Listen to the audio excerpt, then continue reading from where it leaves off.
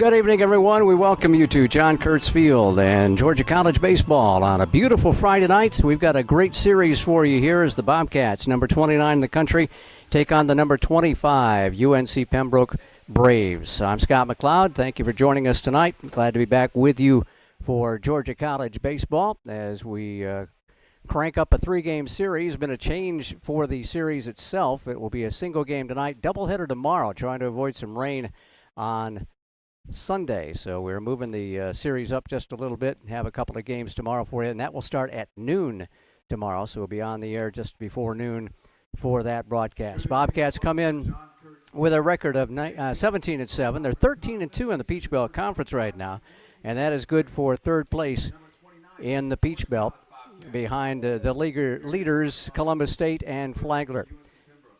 UNC Pembroke with an 18-5 overall record, and they are 6-5 in conference action. They did have a ball game canceled on them because of rain their last series in Peach Belt play. They're good for fifth place right now in the Peach Belt Conference.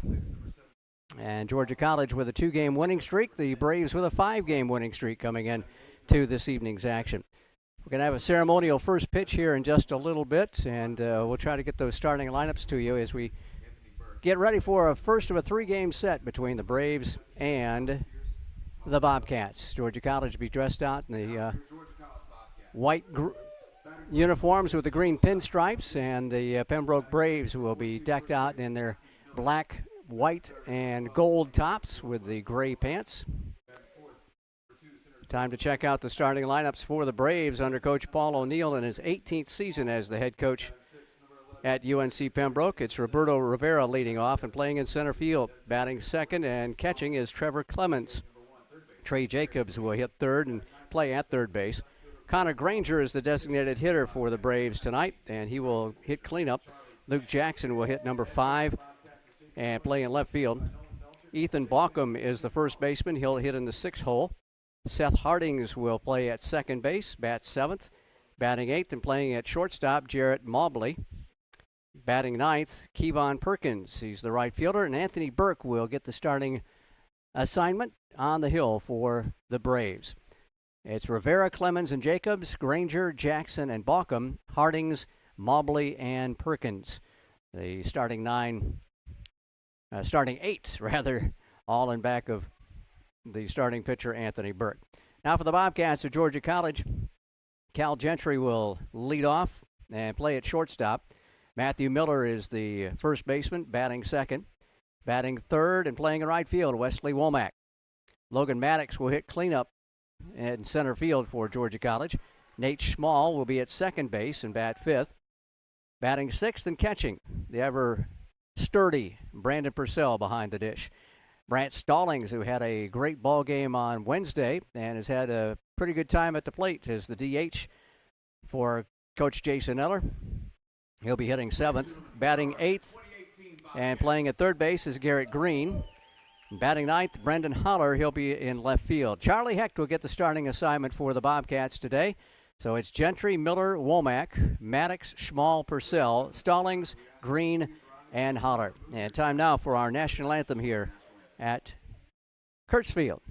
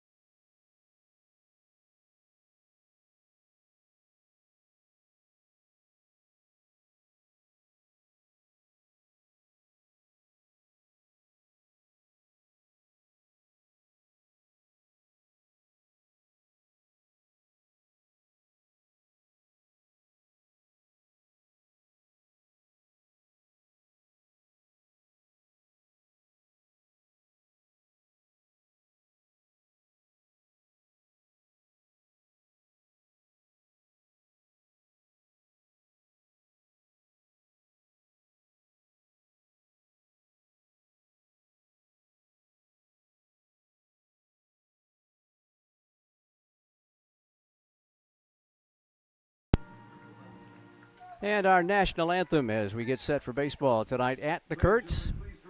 Got a beautiful night, 68 degrees at first pitch, partly cloudy skies. Had a beautiful day today, hit around 70. Alex Gregory of the foundation, the Georgia College Foundation, will be throwing out the first pitch, the ceremonial first pitch. Coach Jason Eller is out there escorting Mr. Gregory. He's currently the co-chair of the university's $30 million comprehensive campaign, Passion and Purpose. Alex has been honored many times. And the first pitch delivered for tonight's contest. And we appreciate him coming back to help out Georgia College. And he wishes Charlie Heck some good luck, and we'll get some final photographs before we get set for the first pitch of today's contest. Charlie Heck gets his warm-up tosses in. A sparkling season for Charlie Heck, rather. 6-0 with a 0.94 earned run average. They will making his 8th appearance here. He does have a complete ball game to his credit. 48 innings pitched. He's given up only 26 hits.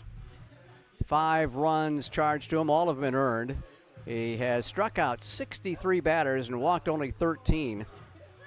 And opponents hitting a mere 159 against the right-hander, Charlie Heck, the senior, coming out at Kurtz Field once again. He's out of Johns Creek and Johns Creek High School, 6'2", 205. He's bulked up a little bit over the last couple of years. He showed a lot of flashes of something just like this over the last 3 years. And you could see it as a freshman that he had great command of his stuff. Nolan Belcher says that he'll throw the fastball, the changeup, and the slider. He has to establish his fastball down to the hitters in order to be on the money for a ball game. So we'll see if he can establish that fastball around the knees and get things started for the Bobcats out on the hill.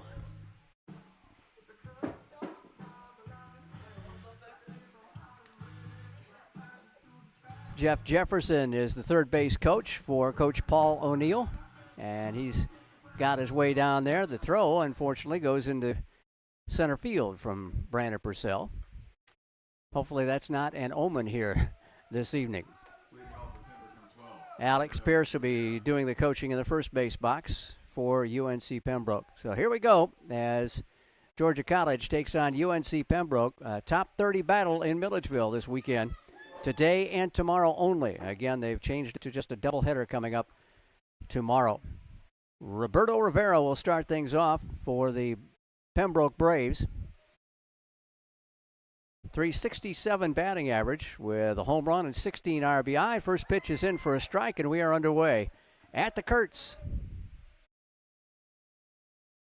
Not a whole lot of breeze right now. It was strong, about 9 or 10 miles an hour. Ground ball to the right side. Schmall goes to his left and throws over to first. Miller able to keep the foot on the bag on a low throw toward the first base dugout, but Schmall able to get it over just enough, and nice play by Miller to make the out at first base. Roberto Rivera was at the plate last, May, I guess, when we won the Peach Belt Conference Tournament Championship against these Pembroke Braves, and he had the final out. Foul pop to Brandon Purcell to end the Bobcats' run through the Peach Belt Conference Tournament. First pitch to Trevor Clemens is down low for a ball. It's 1-0. See if I can remember how to keep score. It's been a while. Heck with the 1-0 pitch, rather. There's that low fastball at the knees for a strike. It's 1-1. Trevor Clemens with a .366 batting average, a couple of home runs and 16 runs knocked in.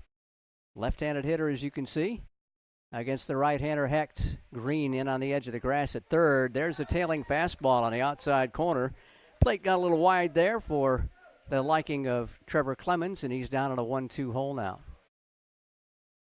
And that'll back Green up at third base. Off the end of the bat, cued down the third baseline, but it's foul. And the count remains 1-2. Only one camera set up for us tonight. Sorry about that, but we've got a very limited crew to bring you the broadcast on YouTube. Spring break here, and our thanks to Kristen and Sam and Reed for helping out with the broadcast tonight. Normally, you've got 3 cameras set up, and later on in the season, you will again. There's a changeup outside, and it evens the count at 2-2. Small very deep at second base, as is Miller. Miller still on the cut of the infield dirt by a couple of steps, but Small a couple of steps on the grass. Popped up, foul, out of play, back behind us to our left. He jammed him with a pitch, and Clemens just able to get the handle of the bat on it. We'll check out the Bobcat defense for you in just a second. One out, nobody on for Pembroke as we just get started here at the Kurtz. Heck's 2-2 pitch misses outside. It's 3-2. Tried to nip that outside edge again with a tailing fastball. And that loads up the count, 3-2.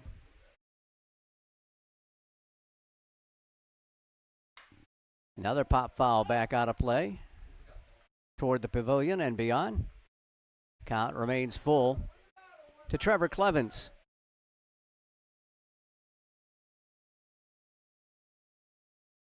Clemens has walked 27 times this season, so he's leading the team in bases on balls so far, and he's got good plate discipline. Fly ball center field.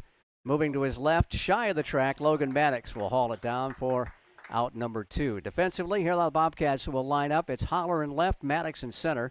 Womack is in right. And around the infield, third to first, it's Green, Gentry, Schmall, and Miller. Brandon Purcell catching in Charlie Hecht.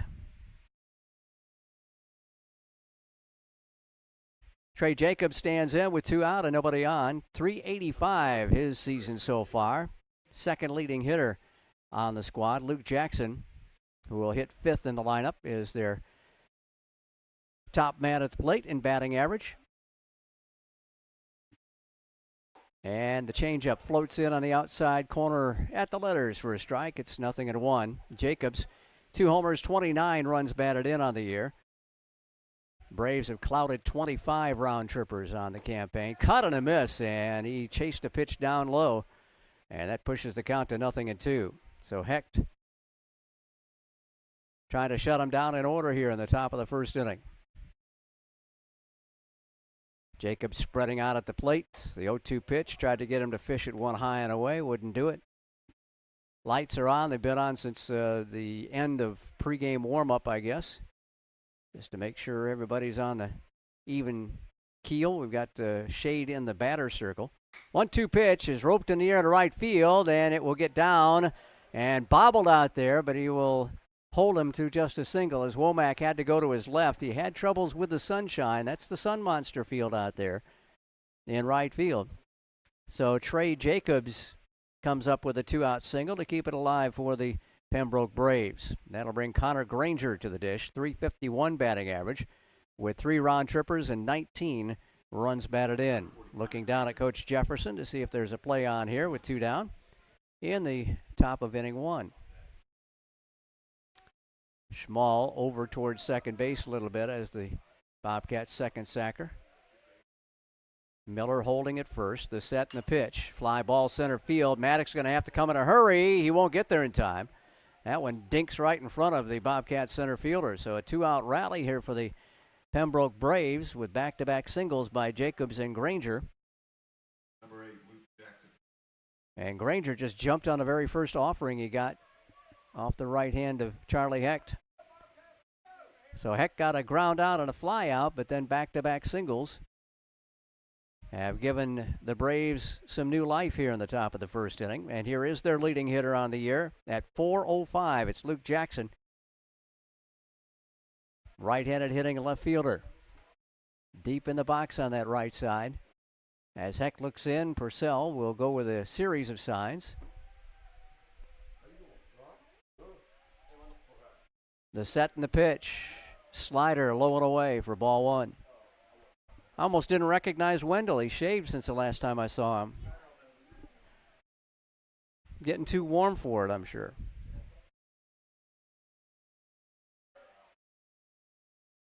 Hecht with the set, the peak to second. Here's his 1-0. Rope to the left, but foul. Yanked it down that third baseline between Coach Jefferson and the line. And the count squares up at 1-1. Hecht has been the Friday night pitcher for the Bobcats in the Peach Belt Conference. GC has won all 5 of its series so far in Peach Belt play. They have swept a couple and taken 2 games to 1 on a couple of others. The stretch, the 1-1 off the fist foul toward the softball diamond. It'll just get shy of the softball area, and it's 1-2 now on Luke Jackson. Jackson with 32 hits on the season and 79 at-bats. Jacobs is their leading at-bat guy with 96 trips to the plate prior to this inning. Hecht with a stretch, the 1-2. Tapped foul, just barely foul at third base. Green made a nice play getting over there behind the bag. Would have had to have had a cannon, I think, to get him out. But it just edged foul. And that will bring Jackson back to the plate. 2 on, 2 out. Top of inning number 1. Jackson with a bend at the knee. And Hecht with a set. Here's the 1-2. Swing and a miss. Chased a high one.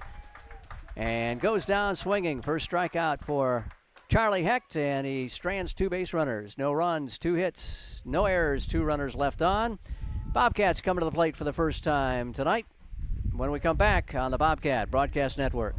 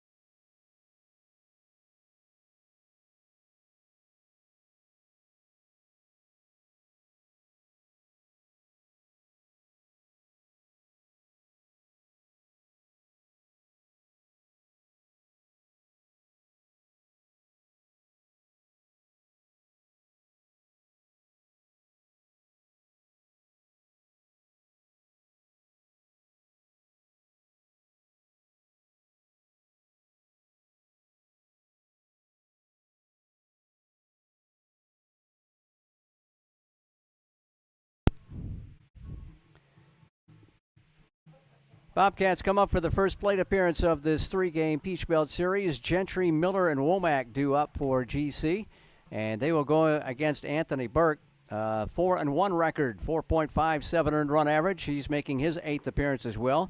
Has 1 complete game, 45 1/3 innings pitched. He's given up a total of 27 runs, 23 of them have been earned. And opponents are hitting .296 against the right-hander Anthony Burke. And pleased to be joined by Wendell Staten, the athletic director at Georgia College. Well, big series here for the Bobcat men. It is, Scott. I was talking to Pembroke's coach. I was there for 13 years. He's one of my best friends. Right. Was my neighbor, in fact. Oh, really, Paul? Okay. And I said, if you look at it, looks on paper, us, Columbus, Flagler, Pembroke, and Aiken. Leading off the Bobcats, number 6. Columbus is at Aiken this weekend, and they're here, so this is a big series in general. But Pembroke's got a very good ball club, and you remember we beat them in the conference championship last year. Yeah, we're just talking about that with Rivera popping out foul. He is such a good player. He is. He has just done a fabulous job for the Braves. Here's a guy who's done a pretty good job for the Bobcats. All-American last year as a freshman. Cal Gentry takes a strike. Gentry, .303 batting average, 2 homers, 16 runs batted in as the wind picks up inside the booth here. Swing and a miss. Gentry trying to send one out of here. And comes up empty. It's 0-2. Boy, a big change for me, Wendell, is the chain link fence out there. There's no big old wooden fence anymore. The big green monster is gone. Strike 3 call down the middle at the knees. Gentry caught looking. Yeah, we that fence has started to rot, and we were costing us a lot of money each year just to keep it up. Sure, every year you got to put. So we said, well,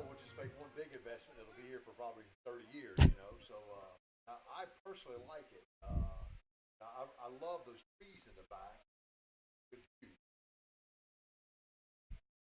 Here's the first pitch to Matthew Miller. It's taken down low for a ball. 390 batting average for Miller, the big first baseman for the Cats. 2 homers, 19 runs batted in. Georgia College hasn't played the long ball this year too much. Only 16 round trippers compared to the 25 for Pembroke. Chopped on off the plate, but bounces over the head of everybody back behind the dish for a strike. We're leading the country in batting by about 20 points. Yeah, 364 team batting average is pretty good. It's even better than last year was, I think. It is, and I thought, well, we'll never see this again, and here we are. I think we went to 369 as Miller gets a hit to the right side. We went to 369 after the Payne game, but we haven't hit runs, but we're scoring. We're scoring at the same clip. Right. I'm telling you, we have a lot of doubles. The other thing, we also lead the country in sacrifice flies, which is just so. I love that. Yep. I love that. Guy's giving himself up to get the runs in. You better believe it. That's why they call it sacrifice. So a single for Matthew Miller as he dribbled it to the right side through, and Wesley Womack will come up. Woe at 426 for his year. 2 homers, 26 runs batted in. And time at the plate.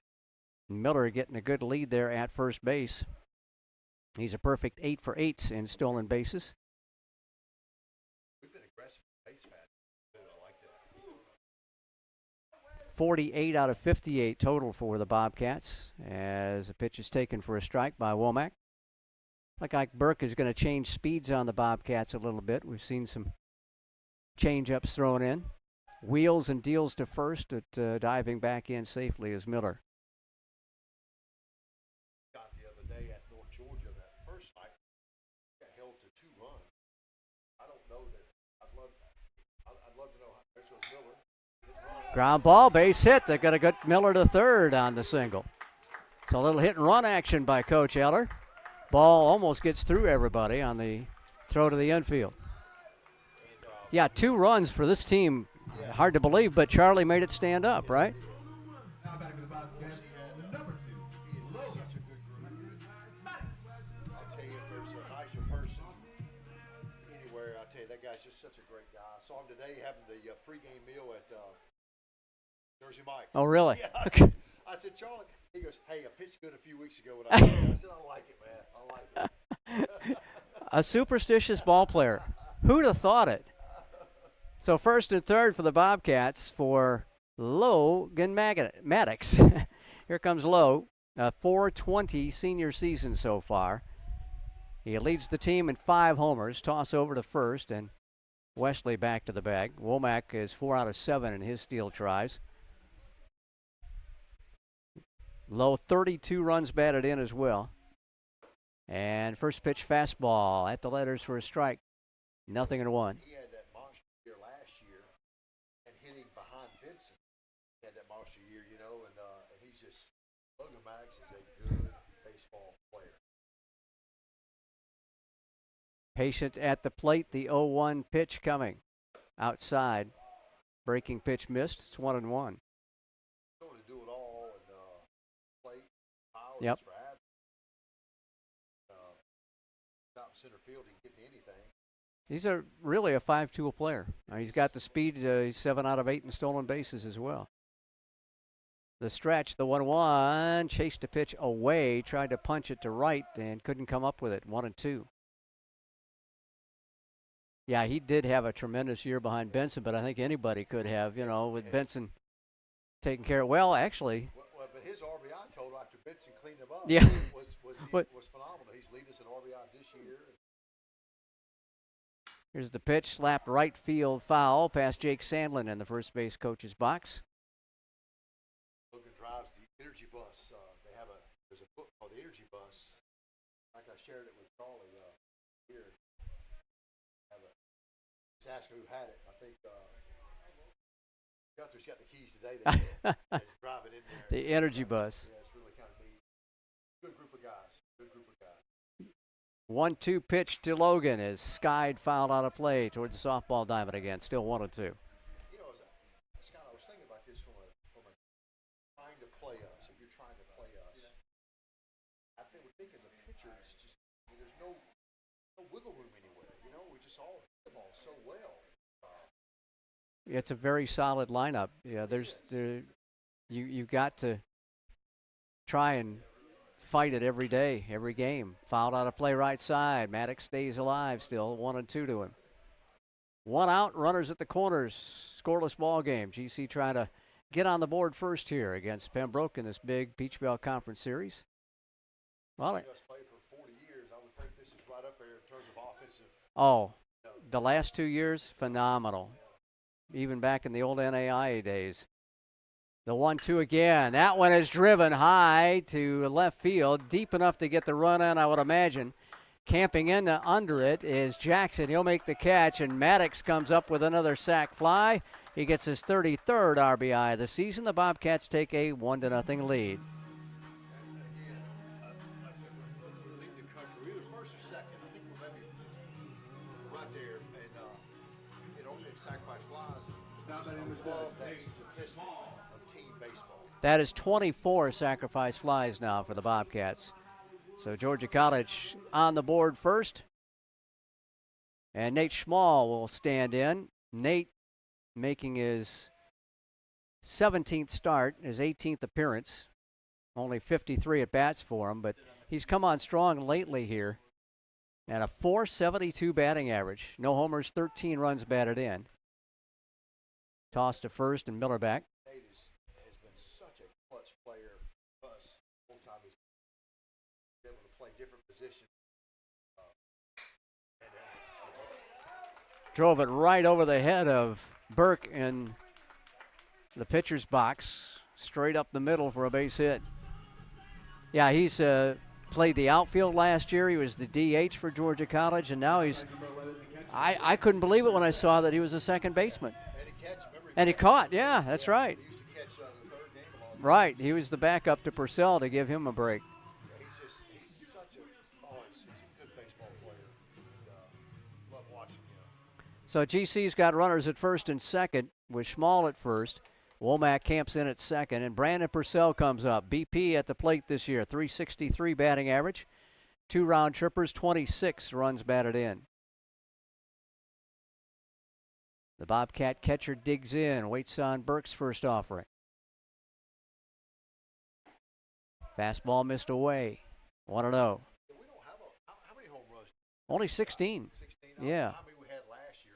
Quite a few. 75? Okay, Reed says 75. Okay, yeah. Not going for the power this year, but still putting some runs across. Our run production is almost identical. Yep. 226 runs now on the season for the Bobcats. And this is game number 25, so that's over 9 runs a ball game. There's a fly ball right field. Right fielder making the catch. And that'll be Perkins hauling it down. It was right at him, fortunately for him. So the Bobcats play to run. They get run on 3 hits. No errors and 2 runners left on board. At the end of 1, Georgia College leads at 1-0. This is Bobcat Baseball on the Bobcat Broadcast Network. I couldn't tell if he could see that. I know it. The way he was standing there. Stop. Yeah. I thought he That's lost hard it. over there. Yeah.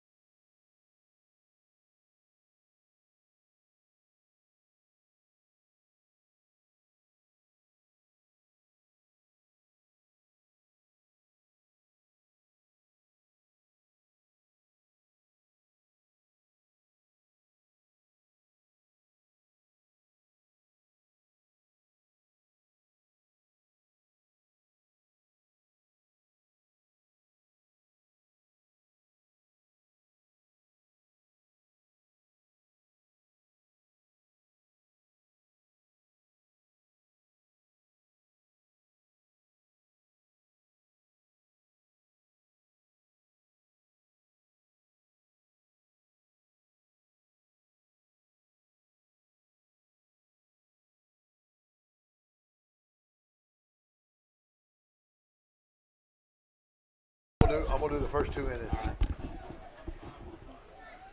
Back with you at the Kurtz as we have a 1-0 lead for Georgia College heading to the top of the second inning. And Charlie Heck's first pitch is taken high by Ethan Baucom, the first baseman. Hopefully you'll be able to hear Wendell this time instead of – I think I can hear you now. Oh, there we go. There you go. Yeah, so – Your best bits, I was the only one who could hear. Yeah, Reed's just checking. I don't think now I can hear. Yeah. There you go. I kept looking down here. This is all new to me, guys. I'm an old – you know what? I'll tell you that first inning, like I said, that was probably the best broadcast I've ever done. You're phenomenal. Nice to see you. Head the door. Baucom with an 0-1 pitch to him. And takes a strike. Should be 1-2, I believe, on Baucom coming in. To tonight's contest, a .359 batting average. Heck deals breaking pitch, snapped off toward the dugout of Georgia College, and it's still 1-2. Baucom with 5 home runs. He's tied with Jackson to lead the team in that category. 30 runs batted in gives him the lead in ribbies. But he's at the plate with nobody on, and he'll swing and send a ground ball into left field. Got right past third baseman Green, and shortstop Gentry cut right through him. Well, actually, that was small. We had a big shift going on they there. Had a big shift. You're yeah. Right. And literally went through both of them. They just probably 3 inches either way. That ball would have been caught. But so Baucom comes up with a single to start the second inning. We got any stolen bases from Baucom over there or not? Well, let's check and see on him. I've got him with 4 stolen bases. Their stat sheet doesn't provide attempts. Well, he was caught stealing 4 times, so he's 4 of 8. Okay. He's got a sizable lead at first, and the first pitch is taken down low, ball 1 by Seth Hardings. Bobcat umpires didn't quite like that call. .352 batting average for second baseman Hardings. 4 home runs, 24 runs batted in for the right-handed hitter. Charlie Heck, very calm set. Peeks over his left shoulder once, twice, and deals to the plate. There's a pitch in for a strike, and it's 1-1. Perfect night out here, Scott. No wind, nice sunny. Yep, we got temperatures upper 60s when we started today, and going to be a beautiful day. Hopefully, we're going to get them both in tomorrow. Yeah, but perfect tomorrow. Sunday, not so good, so glad we went ahead and made that change. Next pitch buzzed on the inside corner, and now it's Harding's turn to question the call as he steps away from the home plate area. It's 1-2. He had to spin out, almost got decked with it.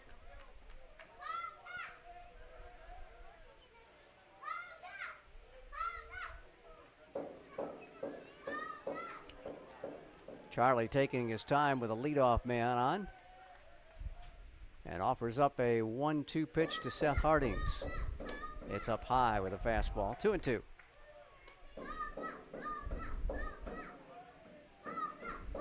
We were talking at the start of the broadcast, Wendell, about Charlie Hecht and the way he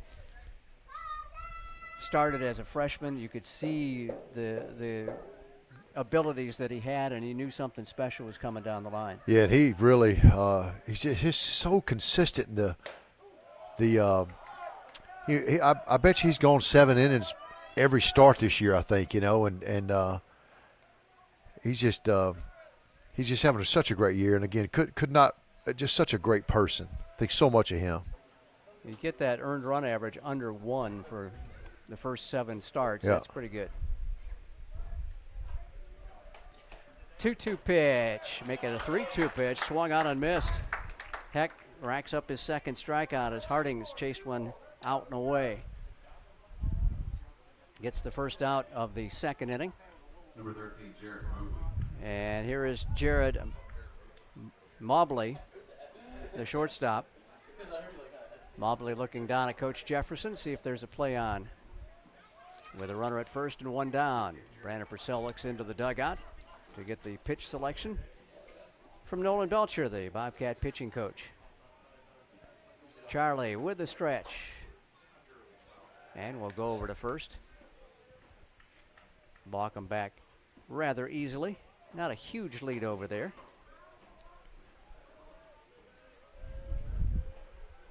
Softball won 9-2. First game up at Young Harris. Now that was a move, wasn't it? Weren't they supposed to play Saturday? No, yeah, Okay.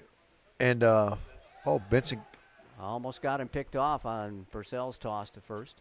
Yeah, we were going to play Carson Newman Thursday, Right. and Young Harris Saturday, so we're just going to sandwich them together. But then Carson Newman got snow, so we had to move that. Really? So yeah. So I saw it was postponed. I didn't know the yeah, reason. yeah. Snow. So Snow in Tennessee. So we went up today. So Jamie was playing Kayla Lucas, her old assistant, and so we got right. that first one. So I think we've won about 9 or 10 in a row now. Yes, softball is starting to click now. Yeah. Finally getting the answers. We can hit the ball similarly to our baseball team. Both teams are excellent hitters.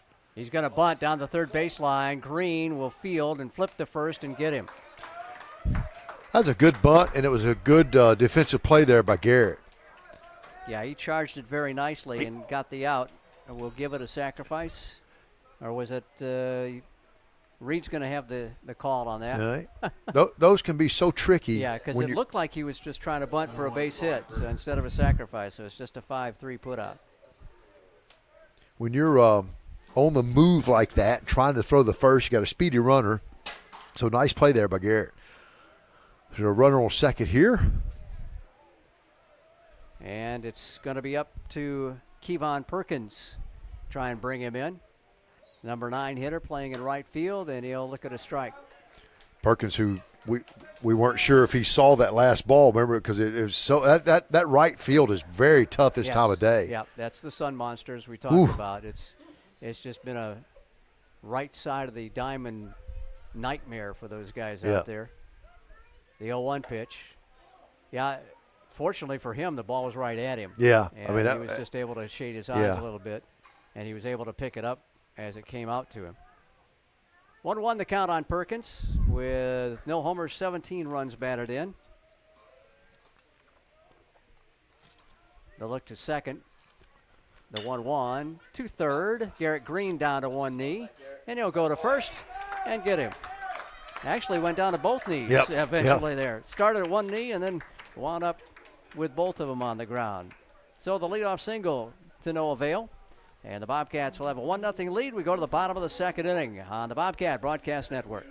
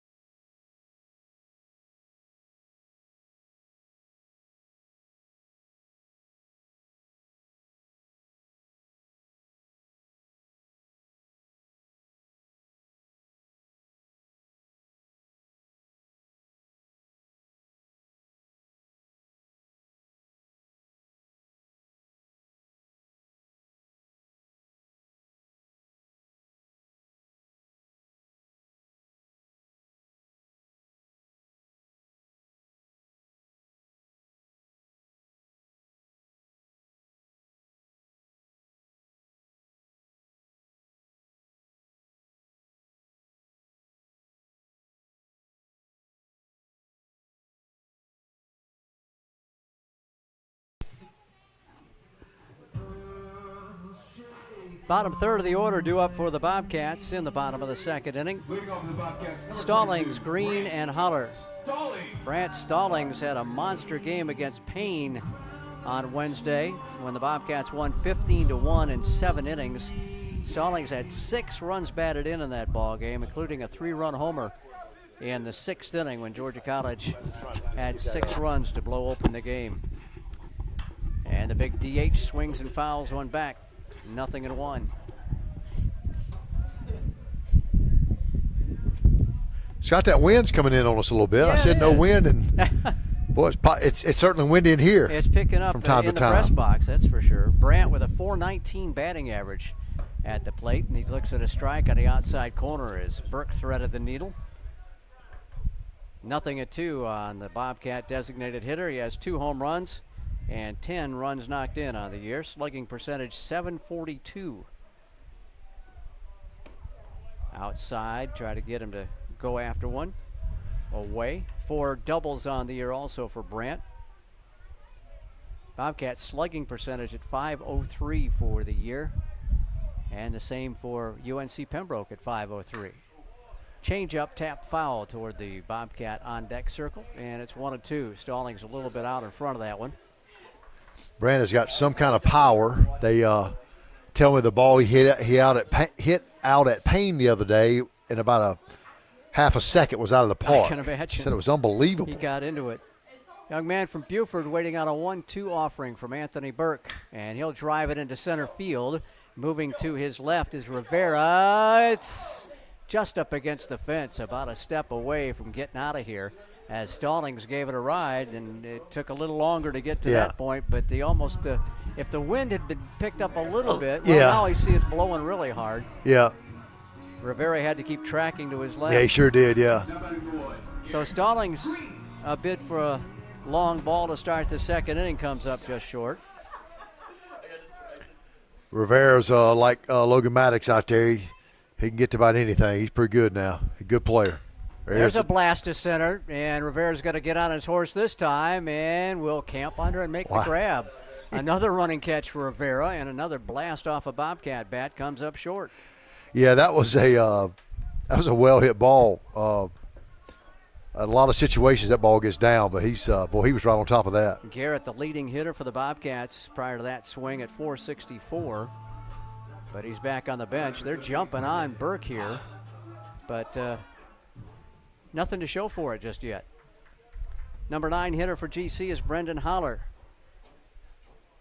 And the Bobcat left fielder will await the first pitch from Burke. Strike on the outside corner with a tailing fastball.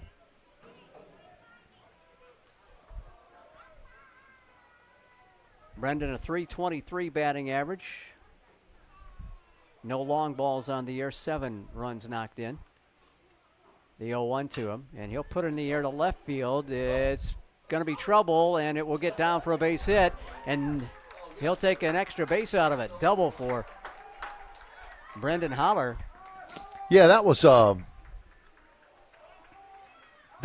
about a perfectly placed ball. It was just kind of, I think the left fielder was playing fairly deep, maybe. But it hung up there long enough. I thought, well, they're going to get that, and then you had 3 guys going out there, and it had a Bermuda Triangle effect. So back to the top of the order for GC with a runner in scoring position for Cal Gentry, who looked at strike 3 to start his day. The sophomore out of Perry High School in Perry, Georgia. Deep in the box on the left side. Burke trying to get out of a bit of a pickle here. Ground ball right side. Flagged by the first baseman. He laid out for it beautifully. Great play. And Balkum just took a base hit and an RBI away from Cal Gentry. Nice play. Put a gold star on that one for Balkum. With the pitcher, Burke, doing his end, covering the bag at first base. So the Bobcats threaten but don't score. No runs, a hit, no errors, and 1 man left. We'll go to the 3rd inning. Georgia College with a 1-0 lead on the Bobcat Broadcast Network.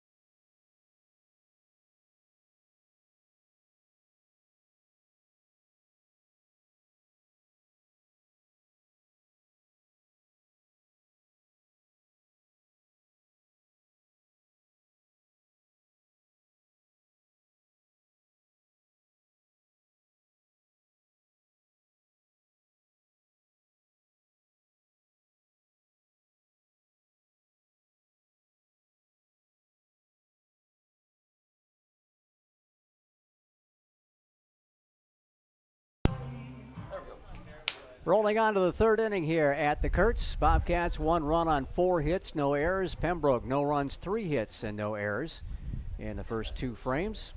Georgia College scoring in the top of the first inning. Had a chance to score a couple of times there in the bottom half of the second inning, but the long balls faded thanks to this man coming up to the plate right now, Roberto Rivera. Good job of tracking down a couple of long balls in right center field. Rivera grounded out to Schmall, the second baseman, in his first at bat. The senior from Johns Creek deals outside to Rivera, and it's 1-0.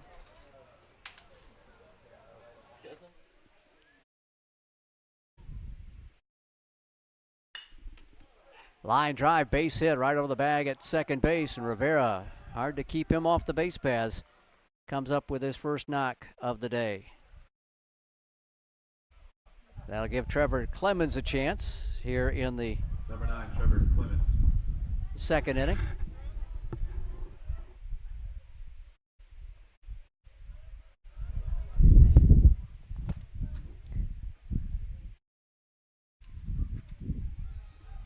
Clemens out of the box, checking with Coach Jefferson in the third base box to see if anything's on.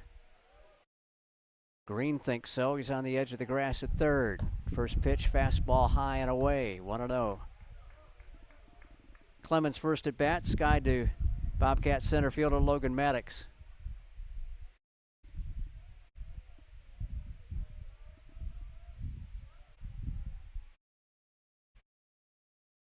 Rivera with 12 stolen bases on the year. That leads the team. He's only been caught 3 times. He's off first, and thought he was going to have a secondary break, but didn't take it. Pitch is low. Nice grab by Brandon Purcell.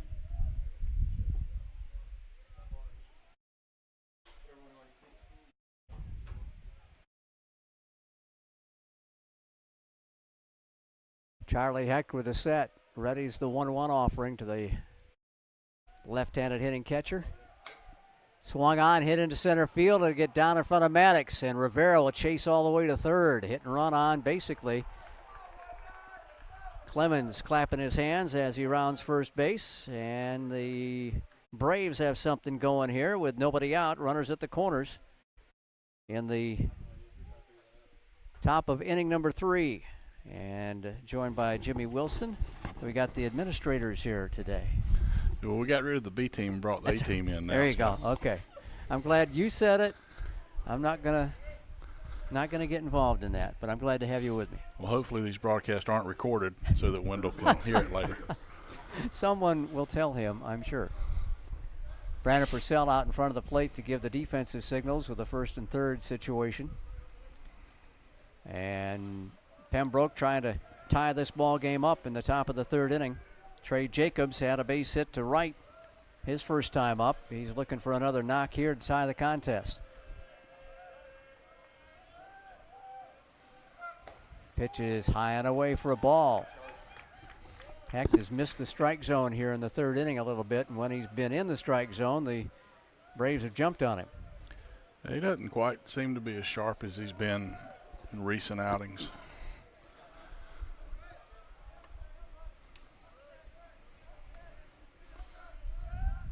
1-0 pitch, slap to the left side, comes up to the Bobcat shortstop. They'll get the out at second base, but the run will score.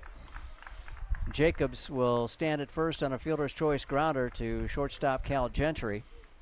Rivera scores to tie the ball game at 1 apiece. Clemens is retired 6-4. Schmall had dropped the ball, but he had grabbed it out of the glove to make the throw, and so. Yeah, I don't think we had much of a shot at the double play, but the runner made sure of it. He went into second hard. He went in hard, but it was a clean play.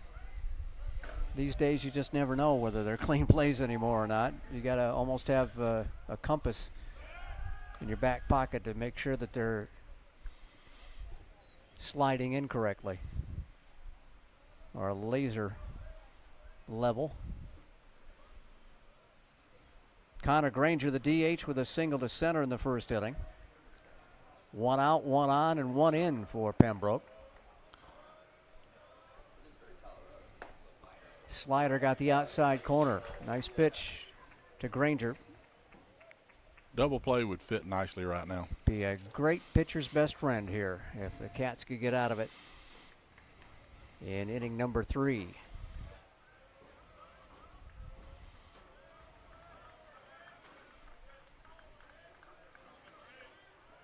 Heck readies the 0-1.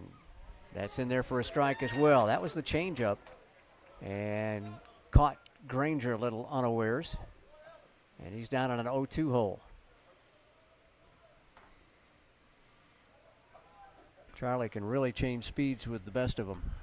The Presidents have been getting it done all year. The .88 ERA. Well, I guess it just went up a little bit, but yeah, 9.94 is pretty good still. Fastball missed away, and it's 1-2. Almost a strikeout there.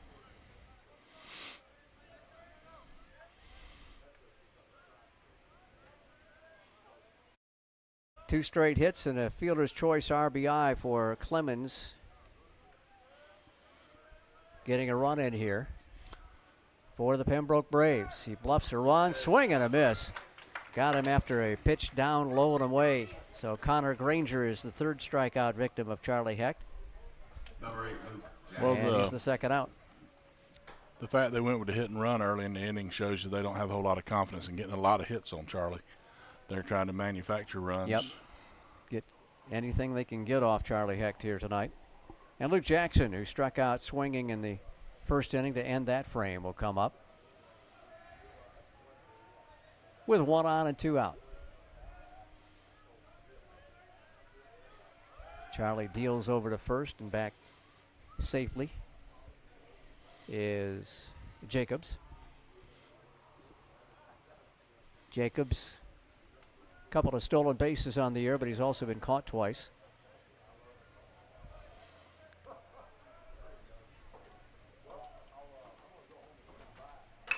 Ground ball to shortstop right at Gentry. Short flip to second, that'll do it for the Braves, but they are able to pick up a run. They do it on 2 hits, no errors, and 1 man left. We're all tied at 1 apiece. We go to the bottom of the 3rd on the Bobcat Broadcast Network.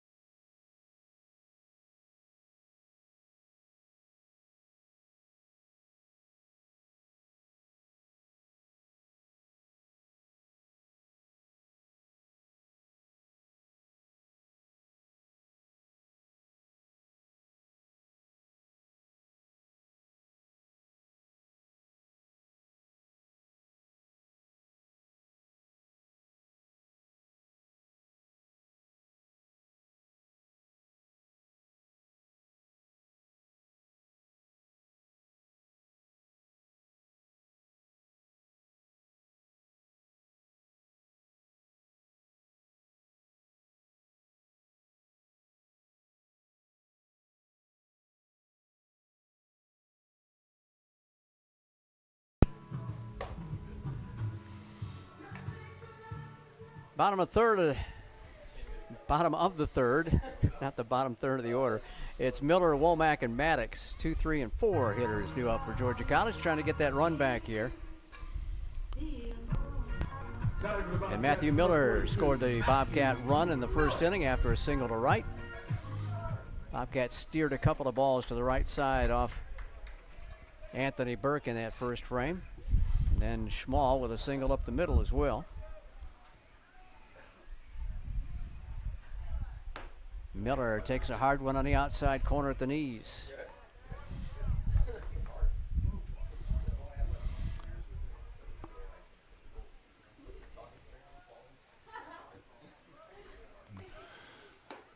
Fastball again at the knees. Our next 4 batters, Scott, I believe all of them are in the top 6 or 7 in the conference when it comes to batting average, RBIs, and shoot everything else. These guys have been producing some runs. Well, we're just talking about the offense for the last 2 years for the Bobcats. Pitches low and inside to the San Diego native, Matthew Miller. transfer from the University of Hawaii at Manoa. You come all the way over from Hawaii to Milledgeville, Georgia. And we're glad he did. We sure are.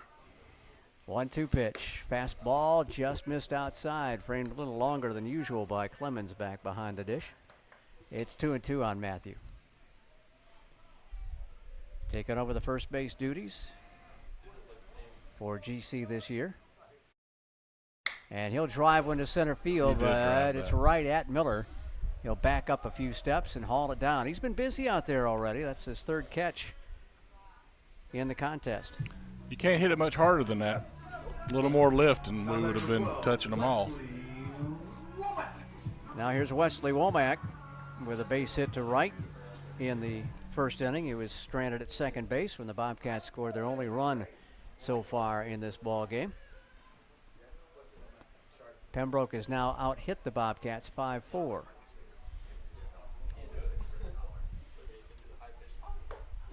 Burke with a high fastball to Wesley.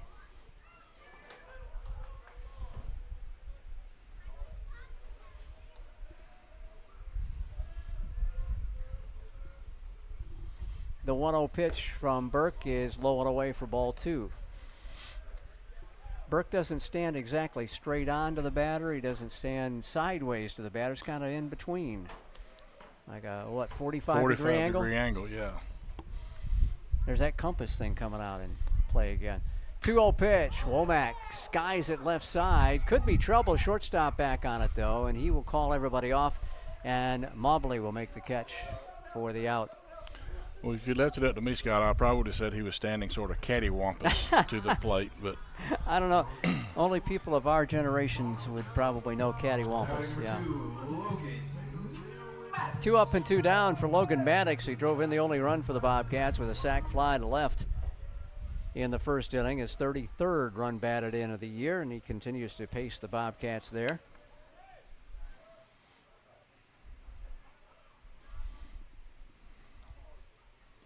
And the first pitch in the dirt, backhanded by Clemens. Low from Loganville and Loganville high. The senior at 6 foot and 180. Just had an outstanding career at Georgia College. As Wendell was saying, hitting behind Brandon Benson, the bases weren't very open for him too often. He sends one right back to the mound. Nice play by the pitcher Burke, and he will flip it underhand to first baseman Bauckham, and the Bobcats are out in order for the first time today. We'll go to the fourth. The Braves from Pembroke have definitely shown their glove, their aptitude for the glove. They've been getting today. the job done defensively, and now the Bobcats will have to try to do the same as we go to the fourth. 1-1 ball game on the Bobcat Broadcast Network.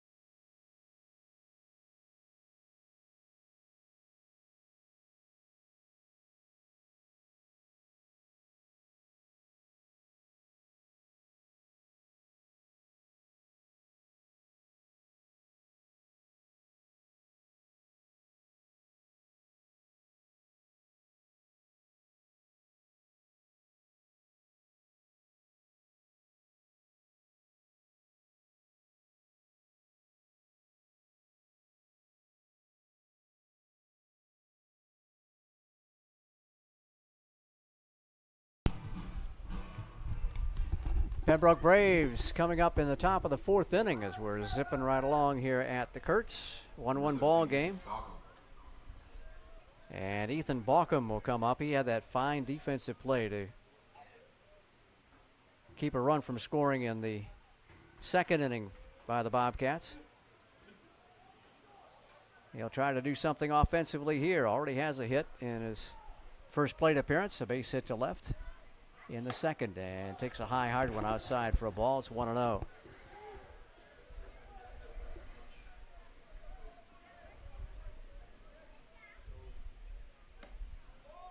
breaking pitch outside again, 2-0. Well, Hecht with a 0.94 earned run average. That's the run. That's it. Sorry, guys. Hopefully his teammates will give him some help. Big cut and a miss. And it's 2-1. You notice the shift on here for Bauckham. 3 guys on the left side of the diamond. And only Matthew Miller to patrol the right side of the diamond. Ground ball toward shortstop. And actually it's the second baseman, Nate Small. Nice pickup by Miller at first base in the dirt for the out. Yeah, Nate Small just recently moving to second base from the outfield. By doing so, we can get Stallings in the lineup in the DH position, which provides us a little more pop at the plate. As if we need more pop, right? Well, yeah. Well, you're always looking to get stronger, though. Exactly. You know, you can't score enough runs. I'm sorry. There's just no way. You can't score enough runs. You're averaging about 9 a ball game, and you're trying to make more. And it's good to see Schmall getting the job done there, even though he was in basically the shortstop position, makes the play on Bauckham. Seth Hardings comes up. Hardings struck out swinging his first time up. And it's ball 1 to him. Yeah, I guess that alignment we had, we were doing some pretty good scouting coming into tonight. You don't see that very often, the 3 guys to the left of second base. Not in college ball. Hardings will slap one to right, an opposite field single. And he will collect the 6th hit of the contest against Charlie Hecht. 1 out, 1 on for Jarrett Mobley. Mobley with a ground out to third on a fine play on the bunt by Garrett Green. Long look down to the third base coaching box.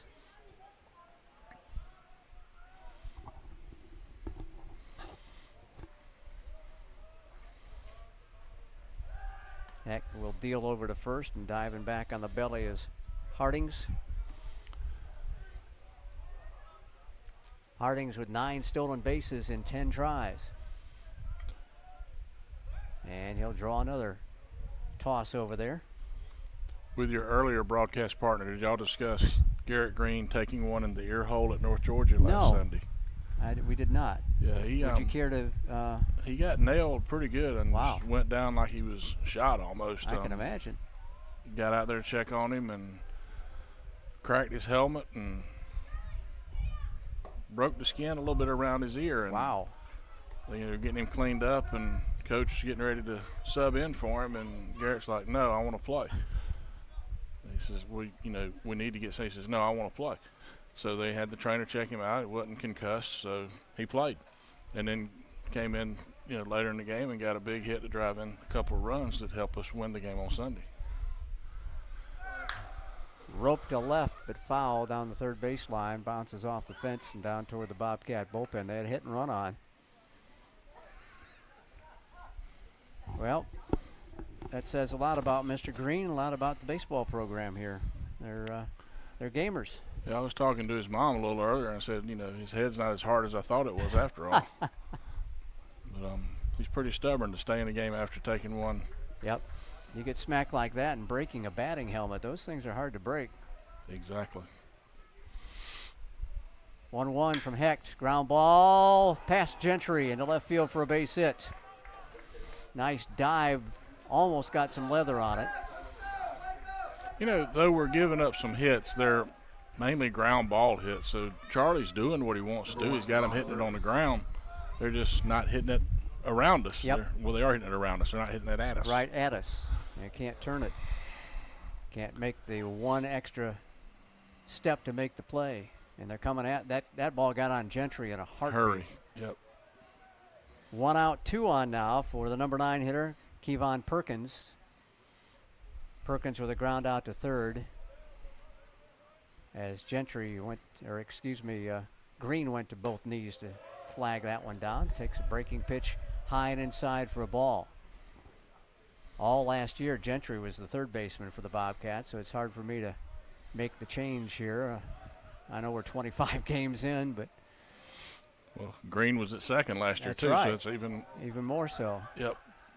And us old guys, we just don't like change too much, huh? No, not at all.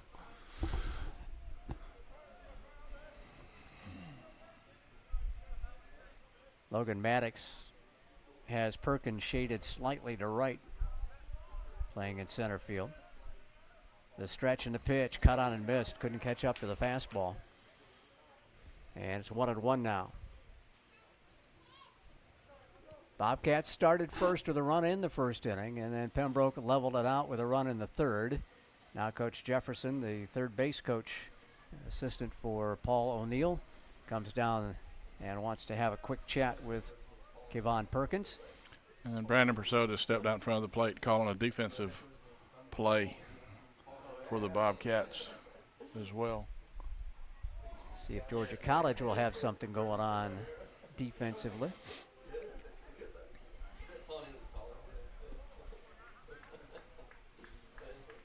Now back in the box is Perkins, as Heck readies his 1-1 offering. And time called by Purcell at the plate, according to our home plate umpire.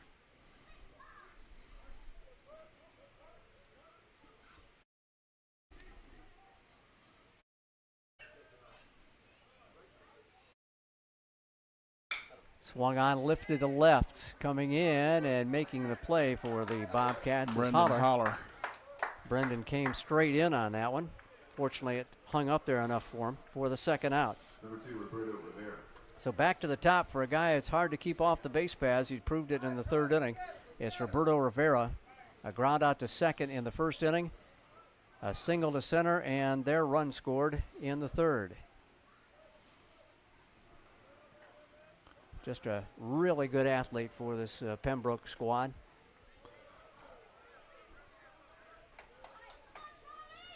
That was a nice play by Brendan. He's one of 2 out-of-state players we have on the team, both of them from California. He and Matt Miller, both of them seniors. Both of them having pretty good years. Breaking pitch on the outside corner to start off Rivera.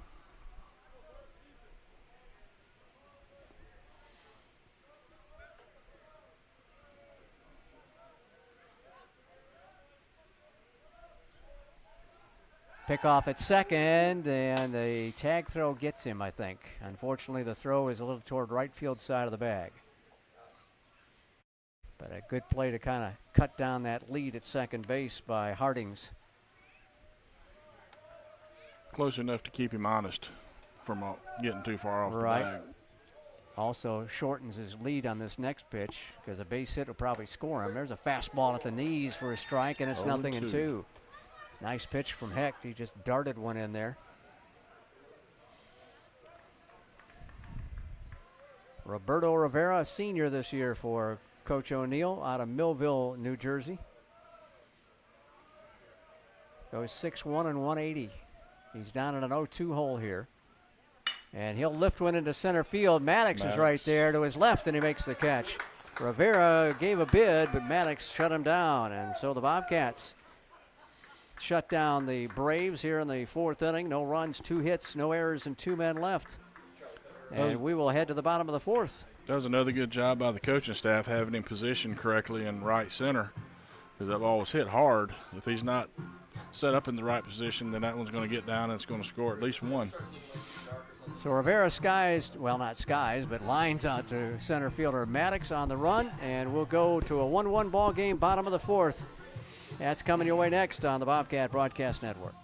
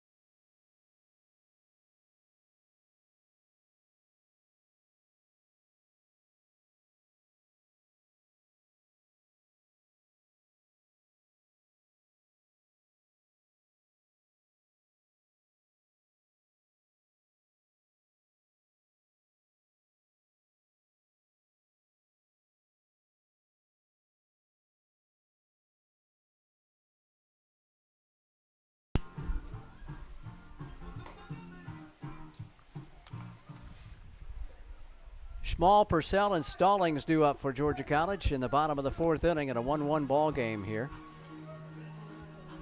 Leading off for the Bobcats, number 7, Nate Small.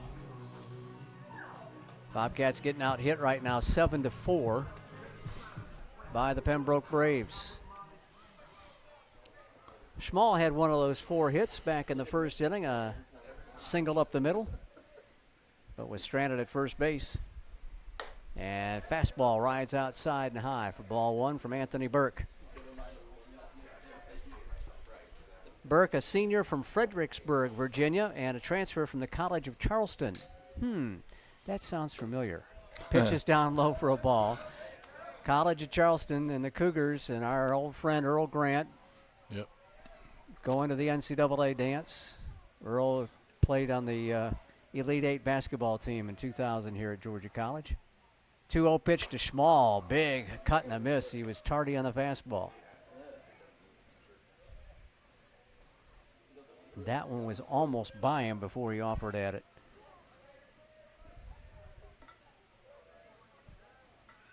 Small deep in that left-hand hitter's box. Straight up. 2-1 pitch is lined into left field, but it'll hang up there for Jackson, and he'll make the catch for out number 1.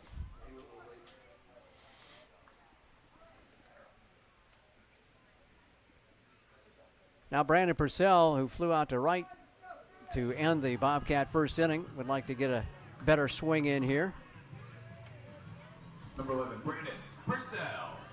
Brandon comes to the game hitting 370. Just wearing the ball out again, like he has every year. Yes, it's just a consistent heavy hitter. Popped up right side, might stay in play for the catcher in foul territory.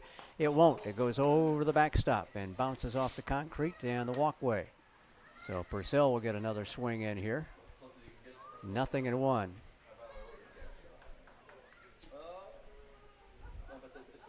Yeah, Brandon part of that big offensive unit from last year and getting the job done again this year for Georgia College.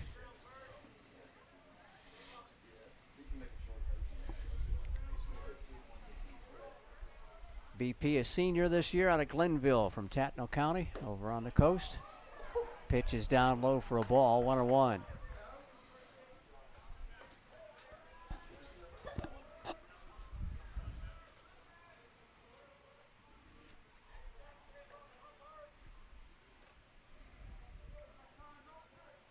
Time called at the plate as Purcell backs out.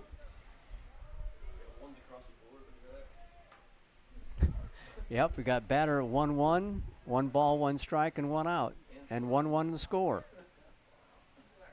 Purcell takes one a little bit low. Clemens again holding on to it a little longer than usual. 2-1 now. He's another guy, Brandon is, that has just great plate presence. He knows strike zones. He'll drive one to right field, back on it, and it won't get up and get out. It is Perkins hauling it in just in front of the track for out number 2. Again, a ball hit very, very hard. Just no lift. Brant Stallings coming to the plate, the Georgia Tech transfer. Just got into the starting lineup recently. He's hitting a smooth 457. Brant out of Buford, his high school days there. And his baby sister controlling the broadcast tonight from behind us. Well, Kristen just said her name to me. She didn't say that she was kin to one of our ball players. There's a strike on the outside corner. Were they a package deal coming from Georgia Tech? Well, she was coming first. Oh, okay. And as I understand it, he had to ask her permission before he could transfer down here. I thought that was pretty neat. That's very nice. Line to the backstop, and Brant in a hole now, 0-2. Bobcats have been sent down in order. The last 6 batters here. Both brother and sister have been a nice addition to the Bobcat family, though. And she's going to sing the national anthem next year at basketball. All right. Fouled between the 2 diamonds here, and Stallings stays alive. It's 0-2. I was looking at Stallings' stats today. He's got more extra base hits than he's got strikeouts. I think he's got 3 homers, 5 doubles, something like that. Only 6 strikeouts. He'll chop one to left. It'll get down for at least a base hit. Have another There's double. another double. Left fielder Jackson will fire it in, cut off by the shortstop, and Stallings keeps the inning going with a 2-out double.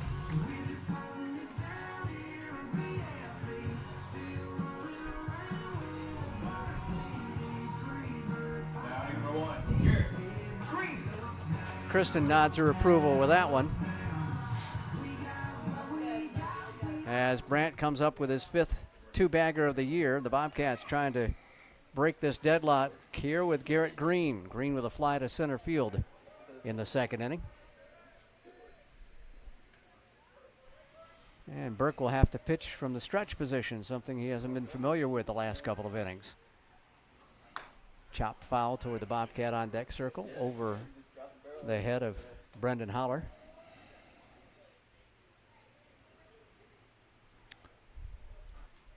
You know, Garrett is one who has really turned his batting average around from last year to this year. He struggled pretty much all of last year, and this year he's hitting 465. Yeah, 465. Knew he had it in him, just I guess he was in a bit of a slump last year, sophomore slump. A 1 pitch, strike 2 on the inside corner. And Green down 0-2 here, trying to fight through and give the Bobcats the lead. Garrett, a transfer from USC Upstate, and took a redshirt year there with the Spartans. Coach Eller said he tried to recruit him when he went to Upstate, and then when he transferred from Upstate. He didn't get him either time, but he's got him now. He's got him now. Green skies to center field as Rivera, almost in his tracks, hauls that one down. Bobcats put a runner in scoring position but can't push him around. We're still 1-1 at the end of 4 on the Bobcat Broadcast Network.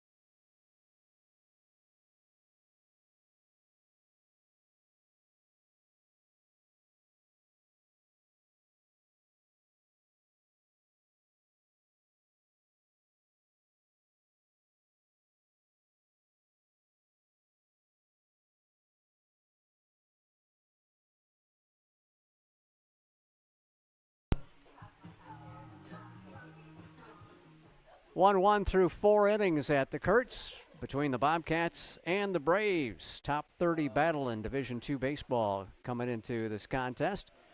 GC at number 29, the Braves at number 22. They're also both in the latest Southeast Region poll from the National Collegiate Baseball Writers Association. Bobcats stayed 7th. And Pembroke is right behind us at number 8 in that Southeast Region poll as Heck deals the strike to start the 5th inning.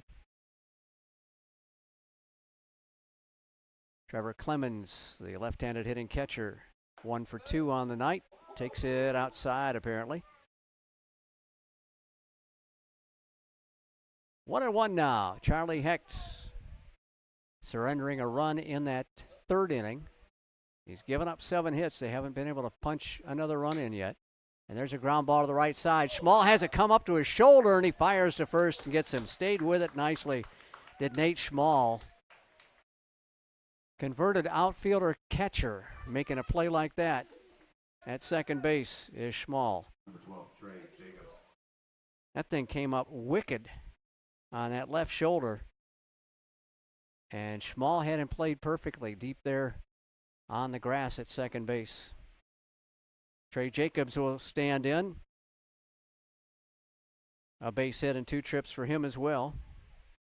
His hit came back in the first, then he had an RBI ground out in the third inning. Heck pumps a fastball in for a strike.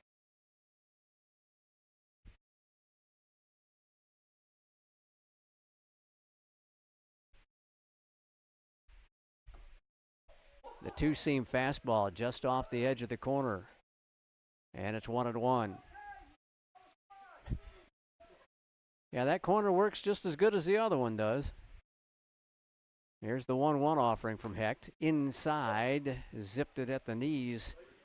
Had to dart away from it. 2-1 now.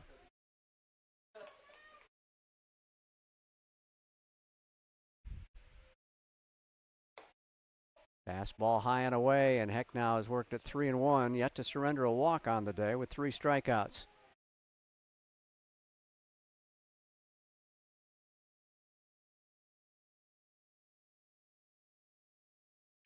And there's his first free pass.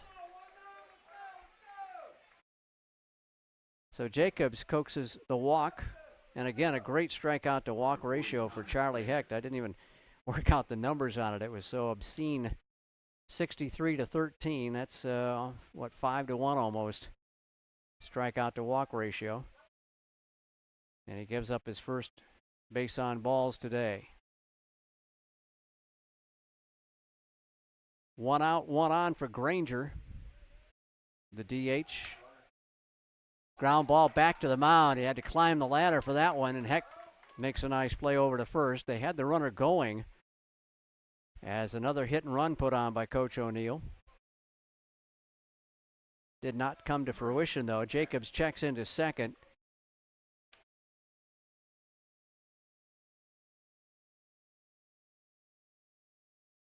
If Charlie Hecht is 6 foot, it may not get into that glove, but he's 6'2", and able to make it for the second out. Luke Jackson stands in, hitless in 2 trips with a swinging strikeout and a fielder's choice grounder to shortstop. First pitch to him, down low, a nice stop by Purcell to his right. He wound up behind the left-hand hitter's box and smothered it.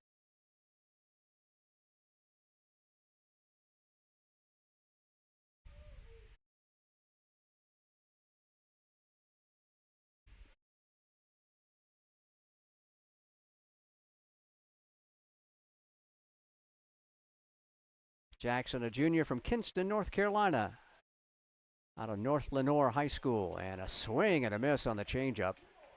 Again, pulling the string was for Charlie Hecht. It's a great pitch for him.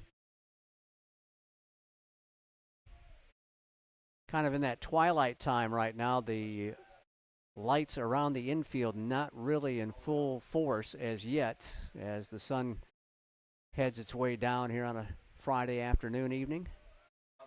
1-1 pitch, check swing, rolls foul back behind the plate, and the count goes to 1-2.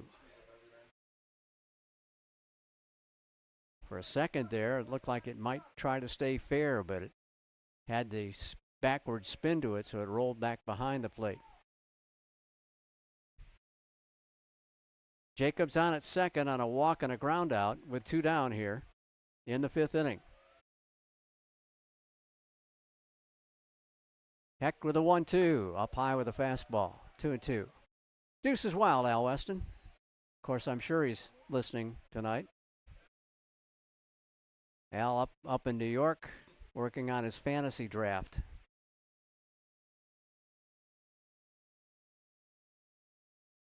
Time called at the plate by Jackson as he backs out.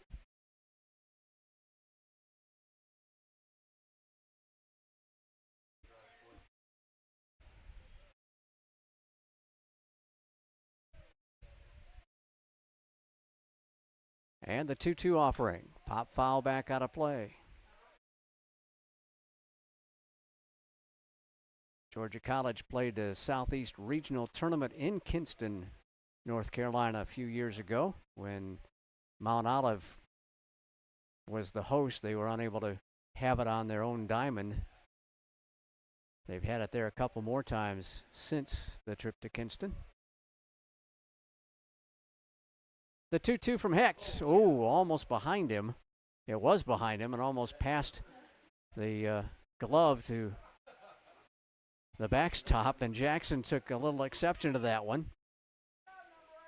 It's 3-2 as Hecht got that one slipped out of the grasp. Purcell, nice job of snaring it. So, payoff pitch coming for Luke Jackson from Charlie Hecht. Off the fist to the right side. It'll be Miller gathering it in, flipping to Hecht for the out. You practice that all off season long, and you make the play, and it comes up big for the Bobcats.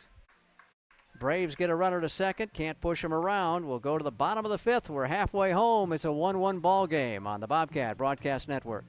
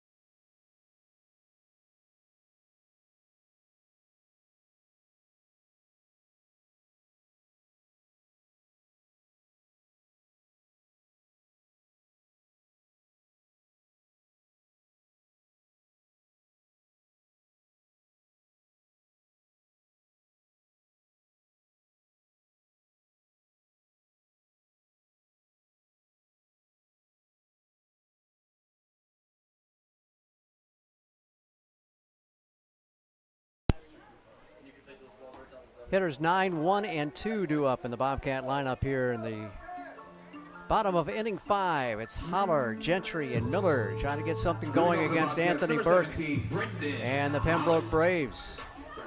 Burke has kind of spaced out some hits for the Bobcats. He's been touched up for some long fly balls to center field, but it's still a 1-1 ball game. Holler with a double to left in his first at bat, and he looks at a two-seamer on the outside corner for a strike. Got a good sized crowd here for Friday night. Tomorrow, remember, you got a double header, and we'll be on the air a little earlier for you on YouTube at noon. So just before noon is when we'll kick off the broadcast. Another fastball got away from Burke, and it's 1-1. Double dip tomorrow, trying to beat the rain, which is scheduled to come in Sunday. We had a lot of bad luck with Sunday action in the Peach Belt here. Smashed to right. Holler drives one for a base hit. Solid contact. You could just hear it coming off the bat of Brendan Holler. So he gets the Bobcats' 6th hit of the evening. Yeah, it seems like every Sunday we've had rain. Cal Gentry.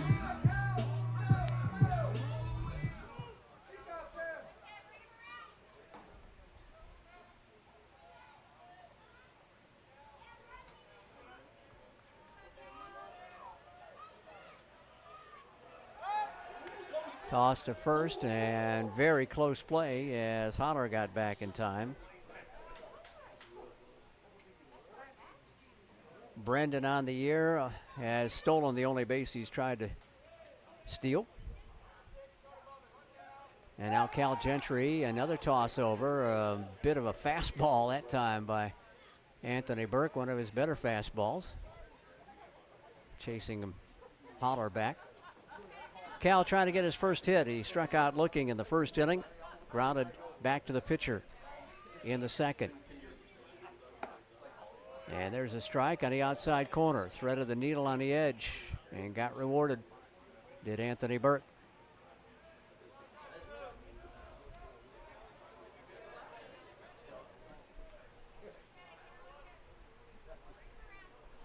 Baucom holding on at first with Holler as Burke readies the 0-1. Strike two at the knees. A little delayed call by the man in black and gray behind the plate. And now Cal try to fight through an 0-2 hole.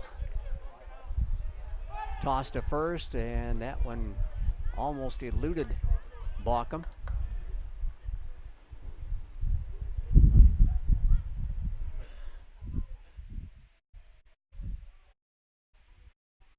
Swing and a miss, and Gentry helped him out on that pitch, as that one was a little bit outside, maybe a little high as well. So Cal is out on strikes for the second time in this ball game, and he's the only Bobcat to go down swinging against Anthony Burke. One out, one on for Matthew Miller. A single and a fly to center to his credit today. He has scored the lone Bobcat run. That came back in the first inning after his single to right, so an opposite field knock for Matthew. Another toss to first. They're wearing out Baucom's glove over there, first baseman's mitt. And Holler's getting his workout as well. Now he's going, swung on, chopped towards shortstop, and they will get the runner at second. And a bad throw, but knocked down by Baucom. Great effort coming down the line by Matthew Miller. He had to hurdle Baucom, who had stretched out to snag the low errant throw. And somehow he hurdled him just enough. They did get the runner at second, barely. It would not have been close, but they had started Holler. Now number 12, Wesley Womack. And it was a bang-bang play at the bag. Two down with a runner at first in Matthew Miller, and Wesley Womack with a chance to keep it going here. Womack has a hit in 2 trips. Base hit in the first, popped out to shortstop in the third.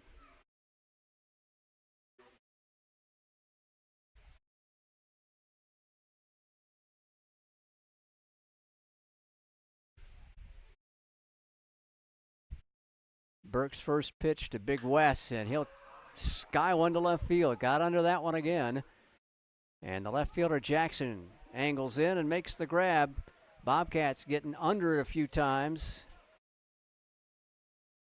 And nothing doing for Georgia College in the bottom of the fifth rather. Got a run, a base hit, and one man left. Through 5, we're tied up in this top 30 battle. 1-1 ball game on the Bobcat Broadcast Network.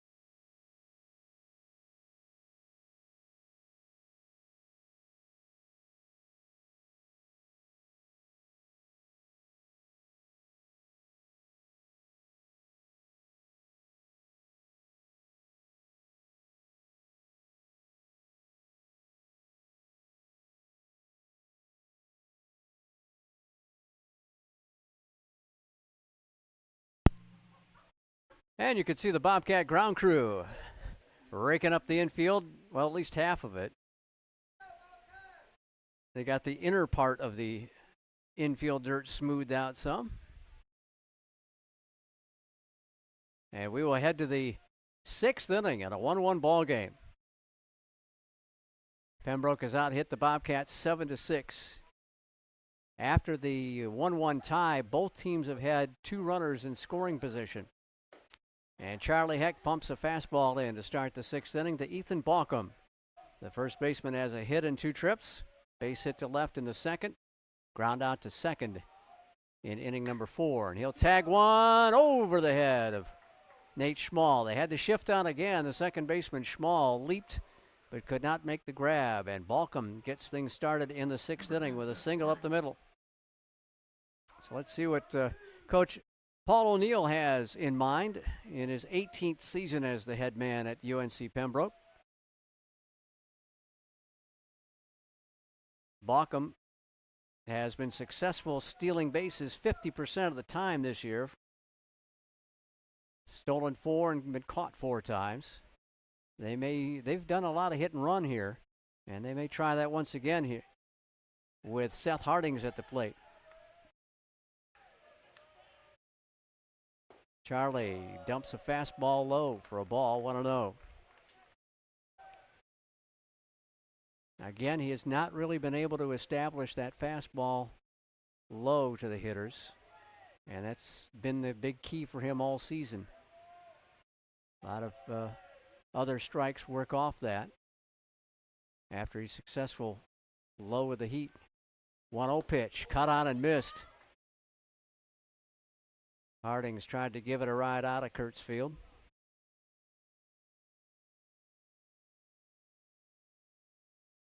Seth from Sherrills Ford, North Carolina, Bandy's high school graduate.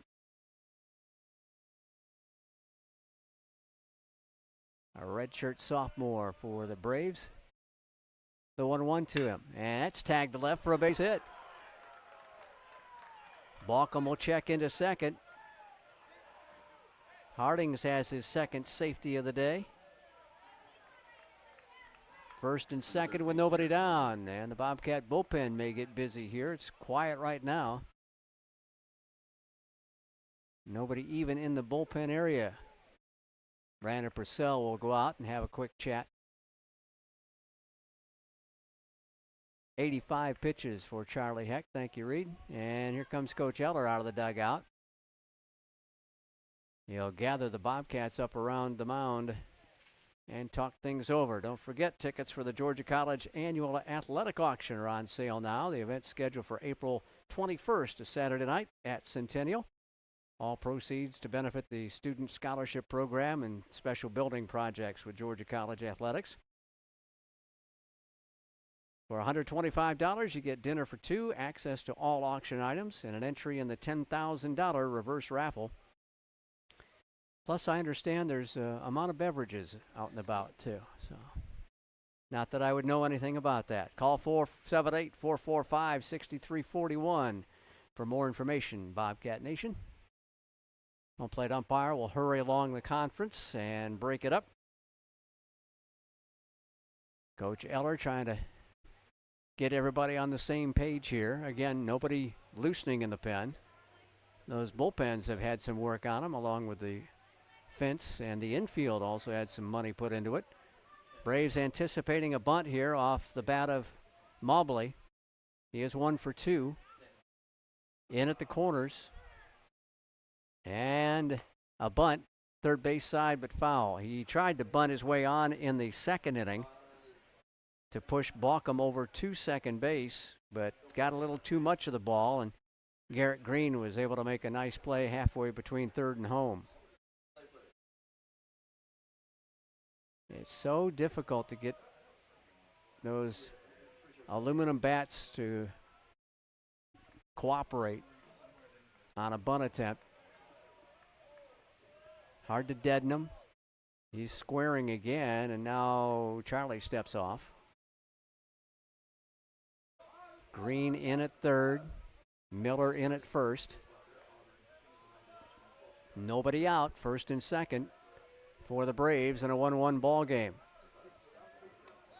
And Heck will wheel towards second base as Gentry snuck in behind Balcom.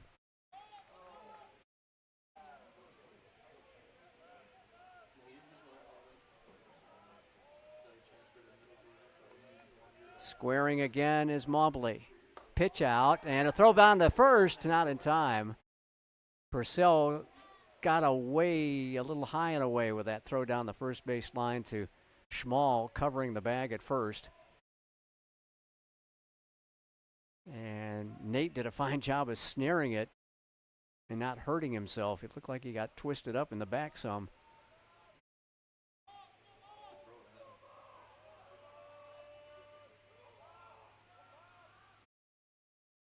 Mobley squaring again up in the top of the batter's box, and the pitch to him high and inside, 2-1. A little chin music, sir. How do you do? Now Hecht has to deal a strike. Down in the count on the pitcher's side there, 2-1. See if Mobley's marching orders are still the same. Bobcats think so, and Mobley again tipping his hand, showing bunt. 3-1, back to the mound. They'll go to third, got that one, and the Bobcats get the force out there. Good job by Hecht. Good call by Purcell behind the plate. Green got back to the bag in a hurry. And Mobley, on a fielder's choice, is safe at first base with Hardings at second. Baucom erased 1-5. Runners at first and second now with only one out for Kevon Perkins. Perkins from Leland, North Carolina, and a transfer from Spartanburg Methodist Junior College in Spartanburg, South Carolina. Checks his swing, but he went around, says the man behind home plate for a strike. Tried to lay off that slider and couldn't do it.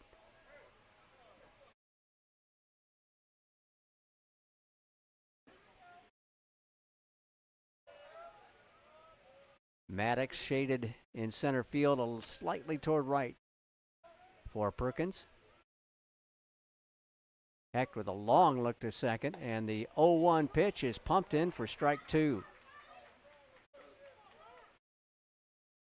A 1-1 ball game in the top of the sixth inning at the Kurtz.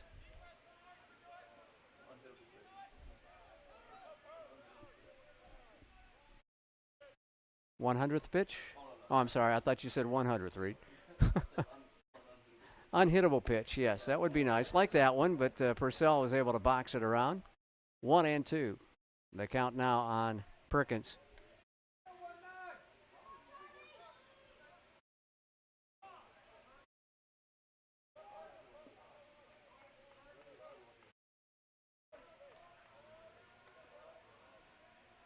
Charlie Hecht with the set. And ready's a 1-2 pitch to Kevon Perkins. Fouled out of play. Right side, still 1-2. A lot of dancing around out there with Gentry in the second runner at second base. Charlie Hecht took an extra long look to see if he had a potential play there.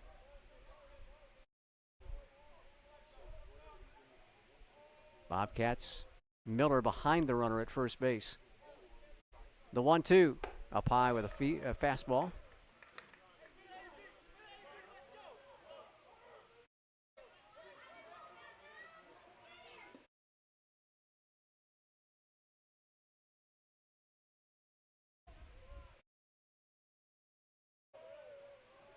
The senior from Johns Creek readies a 2-2 pitch to Kevon Perkins. Swung out and missed. And Perkins is the fourth strikeout victim for Charlie Hecht on this night. Number 2, Roberto Rivera. He could not catch up to the fastball. We are not out of the woods yet. You got Roberto Rivera at the top of the order here. Rivera with a ground out to second, a single and a run scored in the third inning, and a fly to center in the fourth.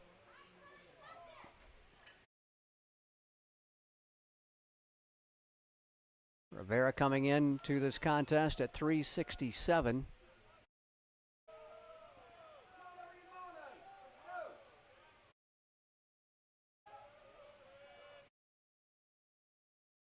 And there's a fastball at the knees for a strike. That lower level strike zone. Helping out Charlie with the heat.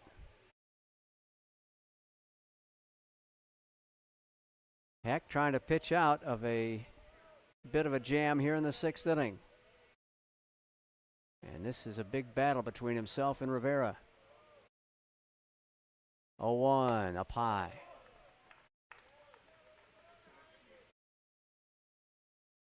Bobcats with a run in the first. Pembroke answered with a run in the third. Two very good offensive teams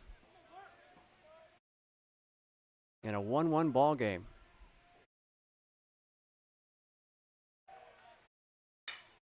Lift into the air to center field. Maddox cruises to his left, and he'll go to right center to track it down, and that will do it. Rivera skies to center again. And Charlie Heck pitches around, a couple of base hits to start the inning. Head to the bottom of the sixth in a 1-1 ball game. You're on the Bobcat Broadcast Network.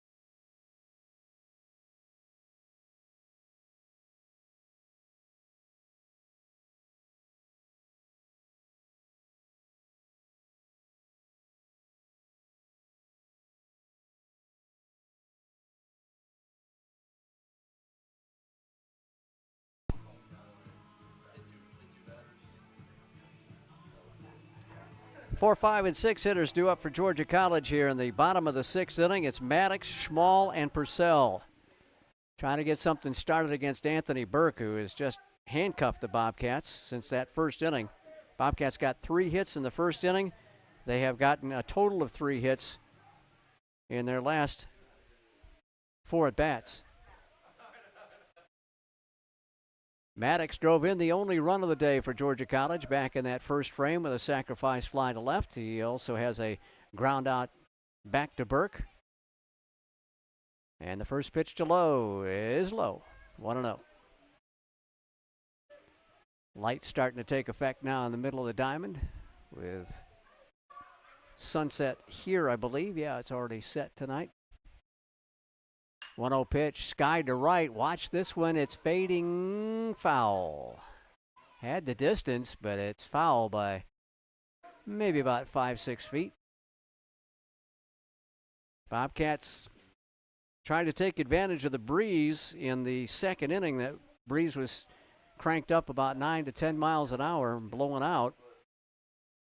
Actually left to right somewhat, and Rivera tracked down some long blasts in that second inning off the bat of Stallings and Green. 1-1 to Maddox on the way. And that's off the end of the bat. Might get down, and it will get in front of Rivera. So Logan Maddox found a little bit of a hole between left and center. And a good start to the bottom of the sixth inning for GC. Thought Rivera was going to maybe catch up to it and make the grab. Now to the Bobcats, number 7, Nate Schmall. Nate Schmall has a hit in 2 trips. Base hit in the first inning to straightaway center field. Almost took the head of Burke off. And then a fly ball to left in the fourth. Nate from Cumming, Georgia, and a transfer from Chattanooga State.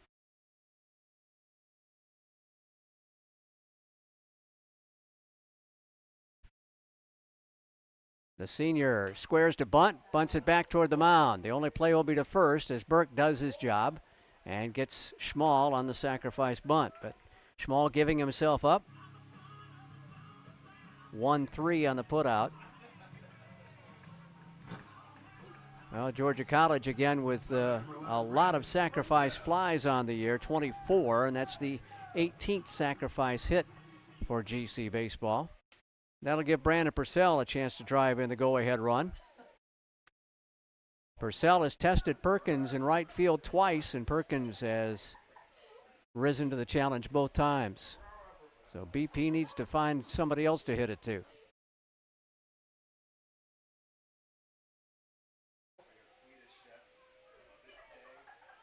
Burke with a look to second. Once, twice, and now the pitch to the plate. Off the end of the bat, back toward the mound. He stumbles, makes the catch, and throws over to first, and Purcell will be retired. 1-3 again. A productive out, though, as he got Maddox to third base. So he's there with 2 out. Now number 22, Brant Stallings. First Bobcat to get to third base since the first inning. And now a chance for Brant. Brant with a double his last time up. Stallings also skied to center field, so 1 for 2. The only extra base hit on the game for either team. Nope, check that. Holler had a double as well in the second inning. Off the end of the bat, foul. Bobcats are just not making solid connection against Burke of late. For Maddox, it worked his way off the end of the bat, trickling into left field. Or dumping into left field, I guess.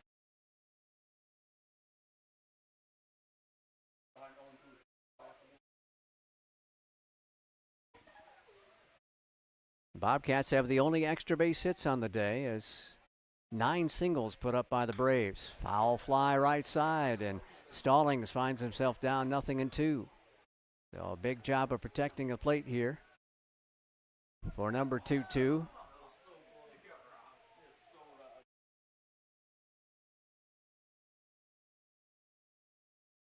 Anthony Burke trying to bear down here and get a punch out if he can. The 0-2, and he does get a punch out. Stallings offered at a pitch well off the strike zone. Georgia College gets a runner to third, but can't push him into the score. And through 6 innings of play, it's a 1-1 ball game between the Bobcats and the Braves, and we'll be back next in just a bit on the Bobcat Broadcast Network.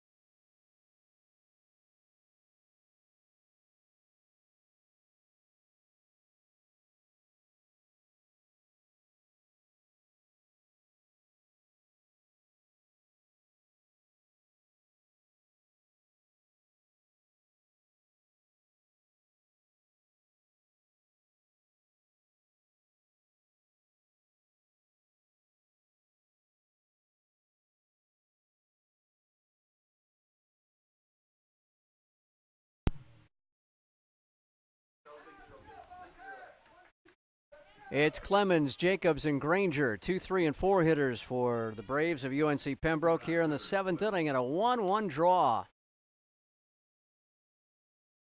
2 top 30 teams in the latest collegiate baseball newspaper poll going at it.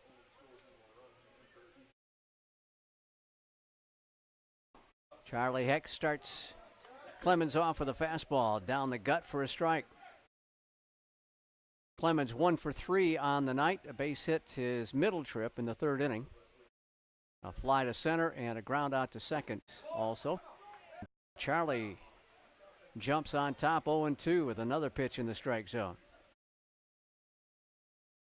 Bobcats next weekend will be off from the Peach Belt battles.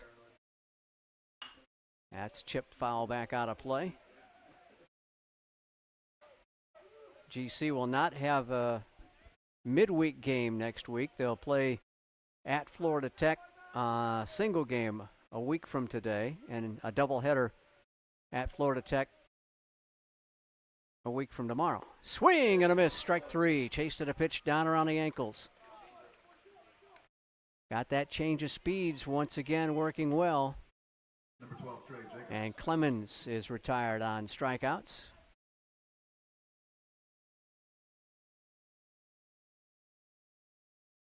Four strikeouts to go with one walk for Charlie Heck. Jacobs got that free pass back in the fifth inning and was stranded at second base.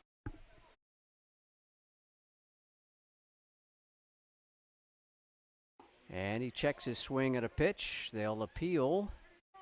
And he did go. Base umpire rings him up. 0-1.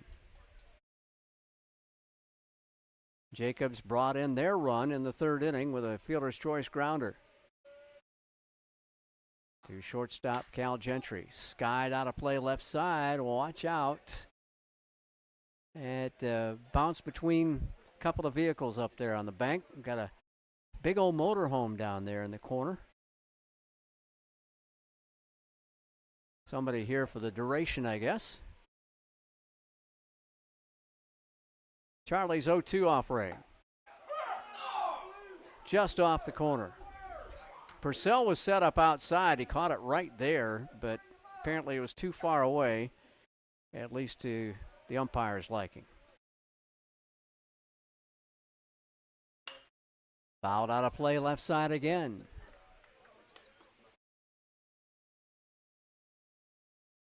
Ball is just short of the parking area.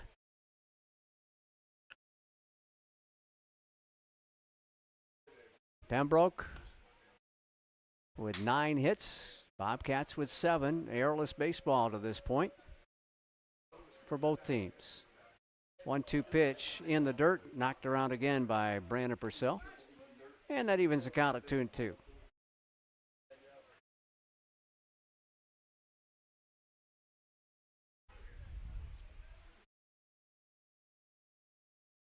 Swing and a miss down in the dirt. Purcell drops it and completes the putout. Nice pick by Miller on the other end of it. Back-to-back Ks for Charlie Hecht. Number 40, Connor Granger. And that's more to the Bobcats' liking, getting a couple of batters out here in the Braves half of the inning. Charlie gave up back-to-back singles to start the 6th inning and pitched out of it. Granger, the DH, looks at a strike. He's got a 1-for-3 night working, a base hit in the first inning up the middle, a strikeout swinging in the third, and a ground out pitcher to first baseman. And he's down 0-2. Bobcats have the bullpen busy, as Hecht rarely goes more than 7. Charlie readies the 0-2. Instead, he'll step off. 110 pitches, 109 right now, sitting on 110 coming. Oh, Brandon Purcell went halfway to the dugout. And had to come back and throw it back to Hecht for a 1-2 pitch coming. Fastball low, 2-2. Deuces wild on the scoreboard.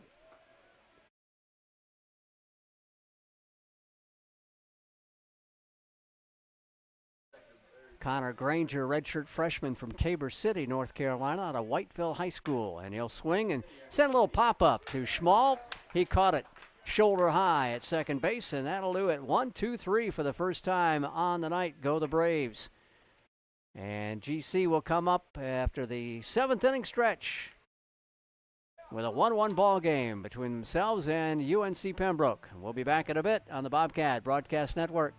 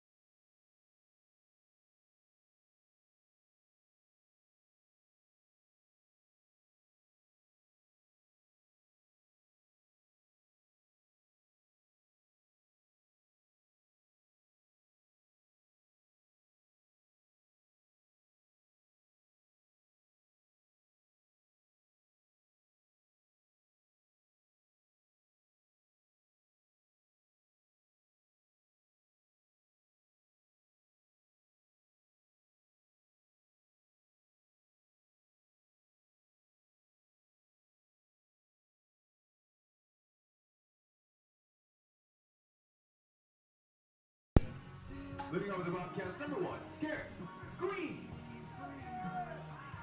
Garrett Green, Brendan Holler, and Cal Gentry due up for the Bobcats in the bottom of the 7th inning. A 1-1 deadlock between the Braves of Pembroke and the Bobcats of GC. Anthony Burke rolls on, and a check swing called strike to the Bobcat third baseman. He's lifted a pair of fly balls to Rivera in center field. In the 2nd and the 4th inning. And a little pop-up to the right side of the infield as second baseman Hardings will squeeze it. So Garrett, unable to get his first hit of the night, heads back to the dugout. Brendan Holler in the number 9 hole has had a good night. He is 2 for 2 with a double and a single. The double to left field kind of dinked in, and he took an extra base as the left fielder Jackson could not get there in time. Single to right in the 5th inning. Cuts and misses the first offering from Burke.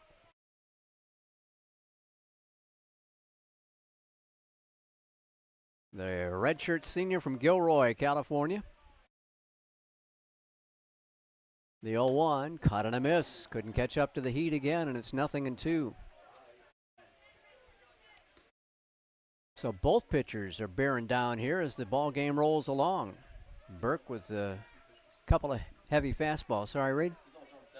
Only 72 pitches for Anthony Burke so far. Number 73 is a check swing. Did he go?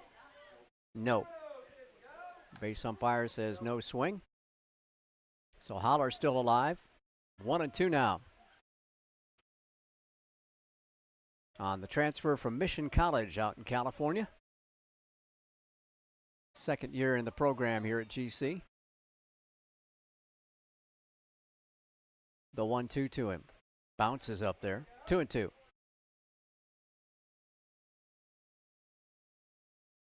In the Peach Belt standings heading into this weekend, Columbus State is perfect at 8-0. They are number 4 team in the country as well. Flagler is 14-1 in second place in the Peach Belt. GC right behind him at 13-2. Cut and a miss, strike 3. Holler fanned. Again, trying to jack one out of here, it looked like. And he is the 4th strikeout victim for Anthony Burke. So 2 down and nobody on for Cal Gentry, who struck out twice off the slants of Mr. Burke. Once looking, once swinging. And also has a ground out to the first baseman. USC Aiken is in 4th place in the belt coming into this weekend's action. Then comes UNC Pembroke. Young Harris is 6th at 7-8 as the pitch is away. North Georgia is in 7th at 5-7. Francis Marion's 5-10. They're in 8th place. 9th goes to Augusta at 6-12. Landers 1-11. And Southwestern's 1-14, bringing up the rear in the Peach Belt. It's 2-0 now to Cal Gentry. Remember, the top 8 teams will qualify for the Peach Belt Conference tournament as we get into the early part of May. 2-0 pitch, spins him out of the way. Had to get the lead shoulder out of the way of the heat.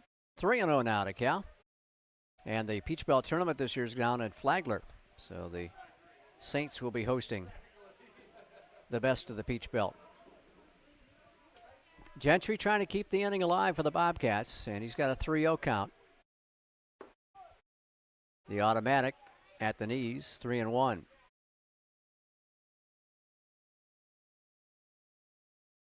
Cal's dad, Andy, and his grandfather here in attendance, as is Cal's mom, I believe. Ran into them before the ball game tonight. 3-1 pitch, fouled right behind us. And now Gentry has the count full.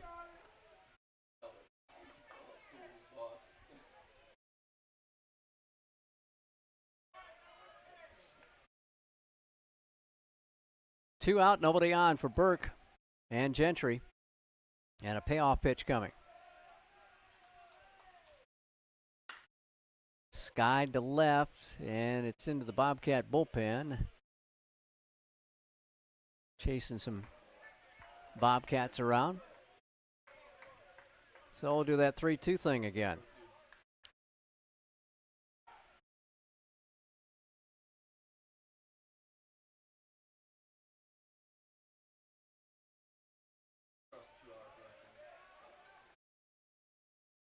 Burke deals 3-2 once more to Cal Gentry. Checks his swing, called strike 3. Nasty pitch to do anything with in the first place, and Gentry unable to pull the trigger. So the Bobcats go down in order in the 7th inning.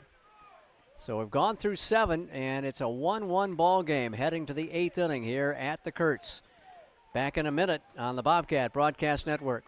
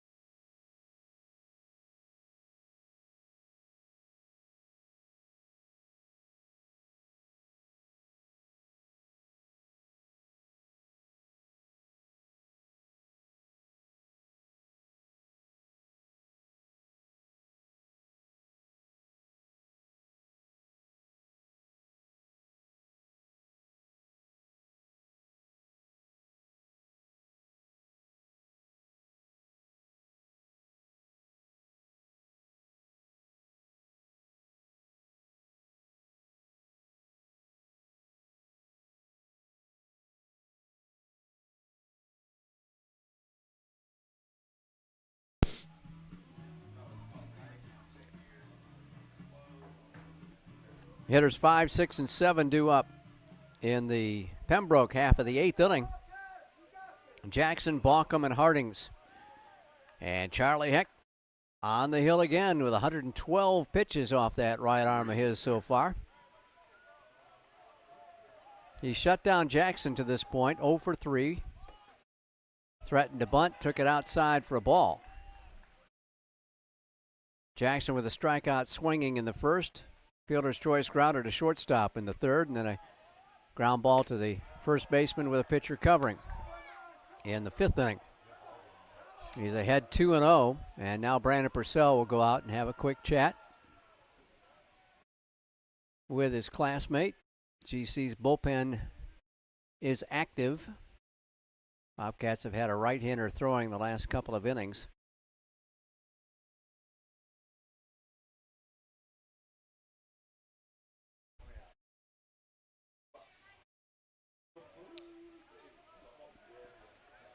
Pembroke came in hitting .338 for the year as a team, and the Bobcats at .364, maybe .369. Ground ball, one hopper to third base. In the dirt, Matthew Miller's going to scoop it up. Just a little too hopper from Garrett Green, and Miller got the true bounce. And Jackson is retired. It's like skipping a stone on the old pond, huh? Straight and true.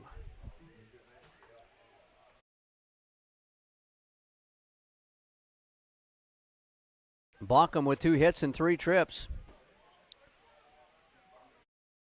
Singles in the 2nd and the 6th inning, surrounding a ground out to second base. Actually, again, the big shift on for Baucom. Swing and a miss on the changeup.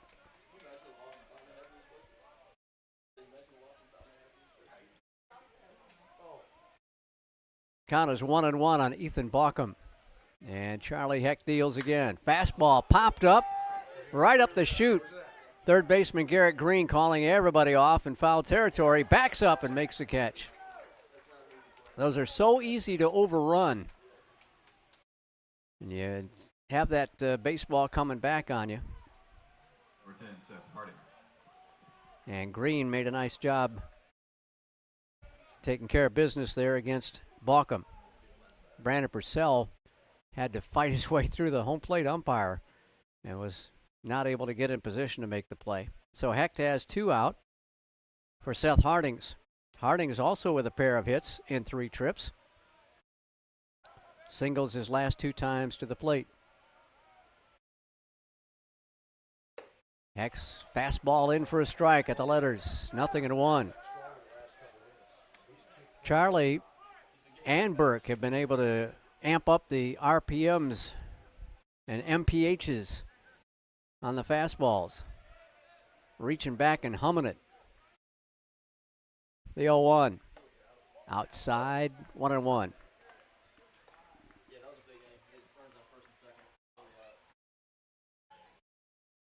Bobcats will get a left-hander throwing as well in just a minute, I believe. Cut and a miss, and it's 1-2. Challenged him low and away, and Hastings couldn't catch up to it.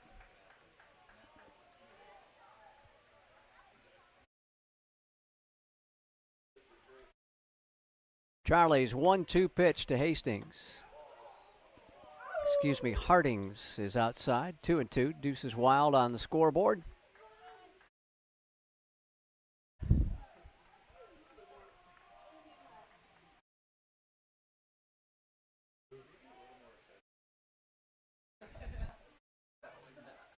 Line drive, base hit. He keeps the inning going. Picked one over the heart of the plate.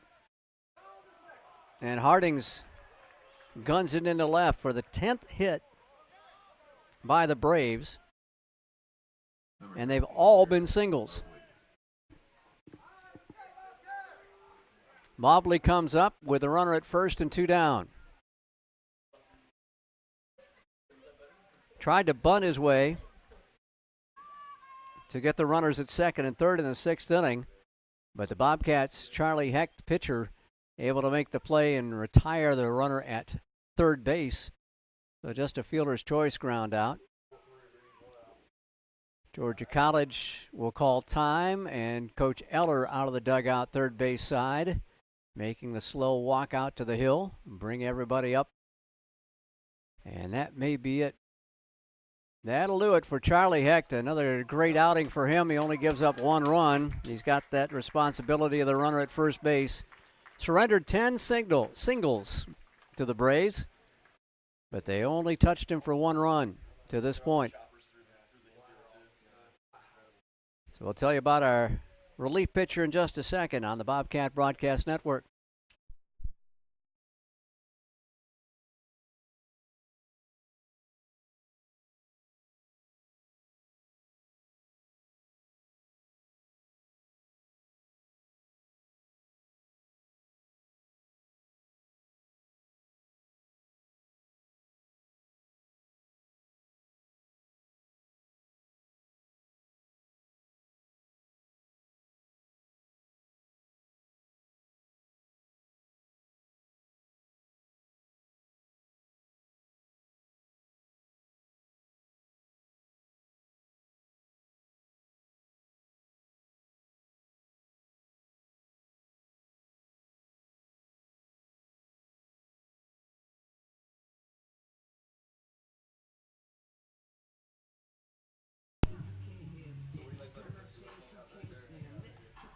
Bobcats will bring out Bradley Kamek to the hill, the junior from Soperton out of South Georgia State. Kamek comes in with a 5-1 record, 2.51 earned run average, making his 11th appearance, all in relief. He does have 2 saves, tied with Logan Howard for the most saves on the squad. 32 1/3 innings pitched. He's given up 28 hits, 10 runs, 9 of which were earned, 42 strikeouts to 12 walks, and opponents hitting .231 against Bradley Kamek. So the right-hander tries to shut down the Braves of UNC Pembroke in a 1-1 ball game. He'll face Mobley. Around 120 pitches for Charlie Hecht on the night. And the first pitch is high and outside for ball one. 1-0.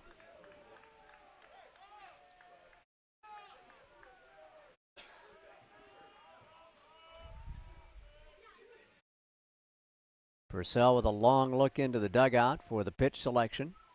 Mobley with a long look down to third for the play selection by the Braves. See if they've got a play on. Miller holding at first with 2 down. Right down the middle for a strike, taken all the way, and it's 1-1.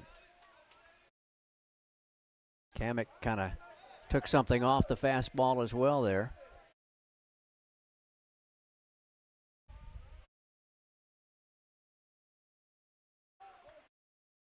GC scored in the first. Pembroke answered in the third, and that's been it. Goose egg since. The 1-1 curveball, and just got a piece of it to the backstop. Man, that was a nasty curve. 1-2. He also took a lot of speed off the curve. Appeared that Mobley was well out in front of it.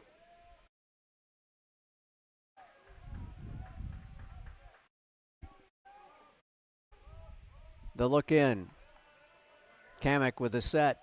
The 1-2. Popped up, foul, back out of play to our right.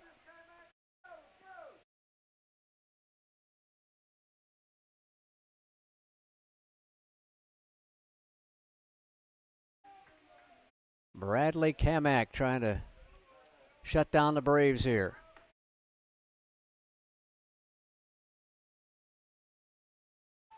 Runners going. Pitch is taken low. Skips off Purcell.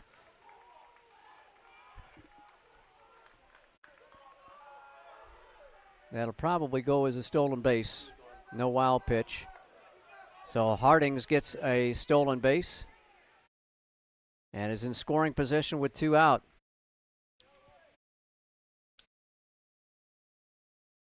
For Hardings, his 10th steal of the year. He's only been caught once. So a deuces wild situation. See if the Bobcats can end the threat here in the 8th inning. Hardings off second. Make it a 2-2 pitch coming to Jarrett Mobley, and the shortstop will back out of the box. Now a step back in.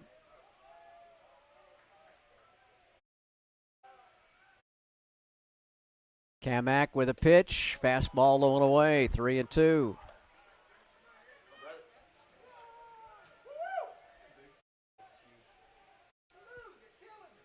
Mobley from Tarboro, North Carolina. Southwest Edgecombe graduate.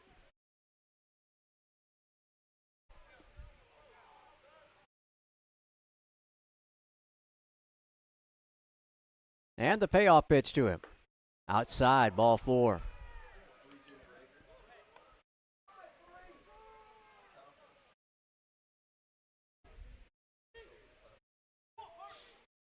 So Kamek walks the first man he faces and puts runners at first and second for the Braves here in the 8th inning. Kevon Perkins comes up. A ground out, a fly out, and a strikeout.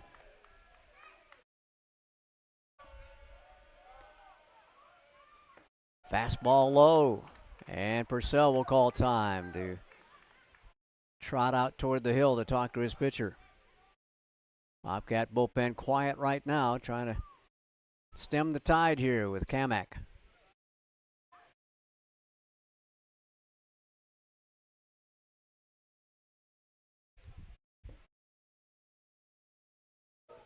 Kamek has done a fine job in relief for the Bobcats and picked up a lot of wins in relief as well. He could stand to get a win here tonight, too, if the Bobcats can rally. 1-0 pitch, breaking pitch on the outside corner for a strike, 1-1. Time requested as Coach Jefferson comes down to chat with his batter. Double dip tomorrow. We'll be at noon first pitch. So a little bit before that is when we'll get on the YouTube broadcast for you, as they change it from a game a day each day this weekend to a 2-game set to avoid the rain on Sunday. 2-game set tomorrow. We're ready for a 1-1 offering, and it's lifted in the air to left field. Back on is Holler. He's there, shy of the track, and makes the catch. And the Bobcats are breathing again. First and second with 2 down. And the Braves unable to score, as Georgia College has a 1-1 ball game heading to the bottom of the 8th inning with UNC Pembroke. Back in a bit on the Bobcat Broadcast Network.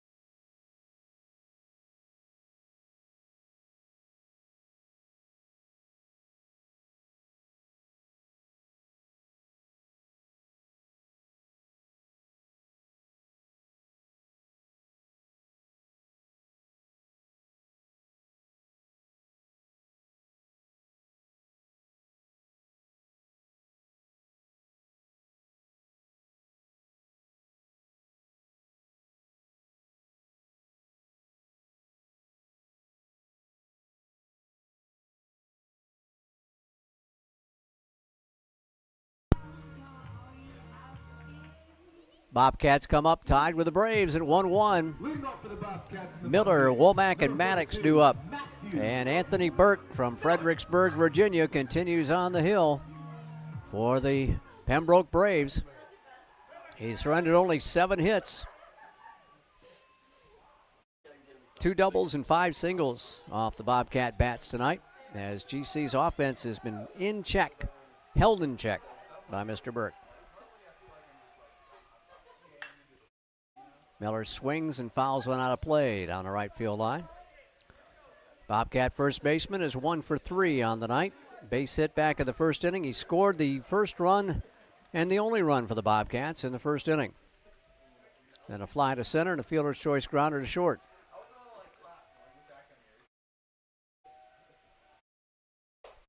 Burke with a heater outside, 1-1. He's around 80 pitches on the night now.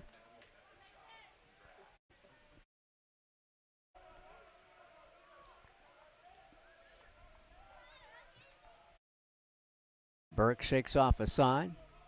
Now gets something he likes and goes to work 1.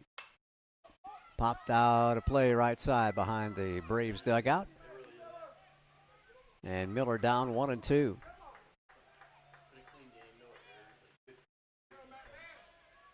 Now, if you like pitching, this is your ball game.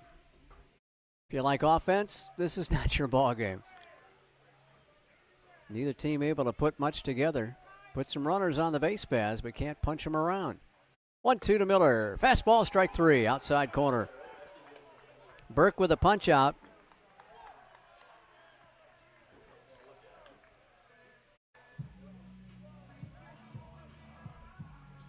That'll be 6 on the night for him. He has yet to walk a batter. Very good control for Anthony Burke in this contest. Wesley Womack with a War Club at home plate, 1 for 3. A single in the first inning, pop out to short, and a fly to left for the Bobcat right fielder.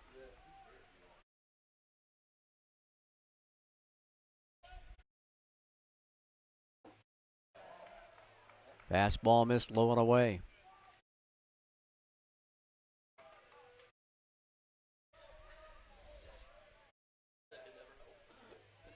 Jacobs, the third baseman, even with the bag at third. Not playing deep against Womack. And Womack tees off on one and gets a base hit. He's trying for two. Here's the cutoff, not in time. That one got out to where the John Kurtz sign is on the light pole in left center field. And Womack with the third double of the night for Georgia College.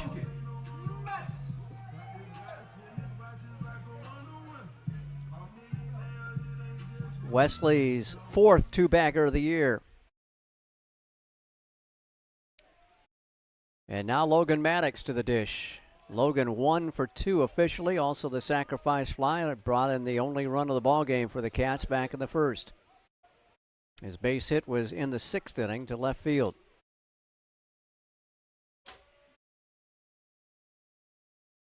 Good job of taking the extra base by Wesley Womack. Similar to the effort by Holler back in the 2nd. The set, the pitch to low. Down low. Ball 1.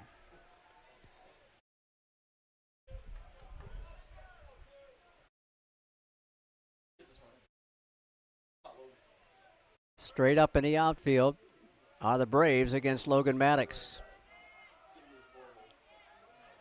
Very calmly at the plate is Logan Maddox.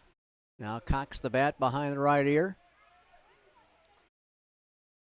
Pickoff play. Oh, almost got past the second baseman. Had that gone into center field, we'd get a runner at third. He just got some leather on it to keep it around the base. And time called now.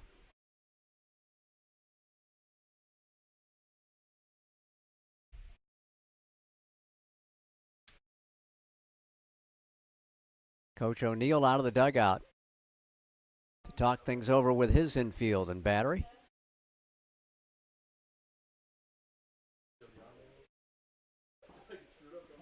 May want to remind them not to take too many chances like that with the potential winning run at second base here in the 8th inning.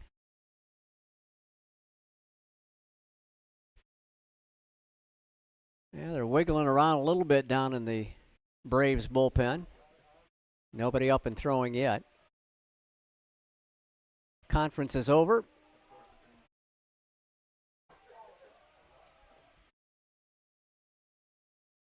And Logan Maddox will head back into the right-handed batter's box.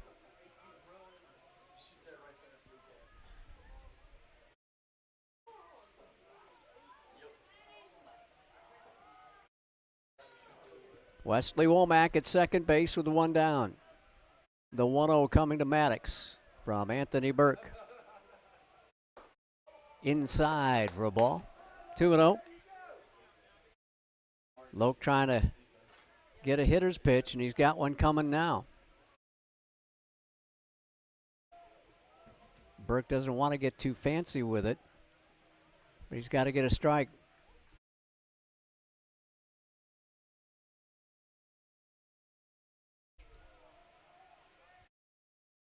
The right-hander deals. Fastball. Got the knees somehow.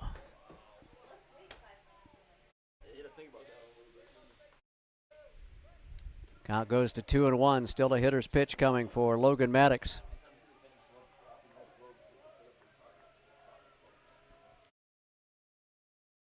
Go-ahead run at second base here in the 8th inning.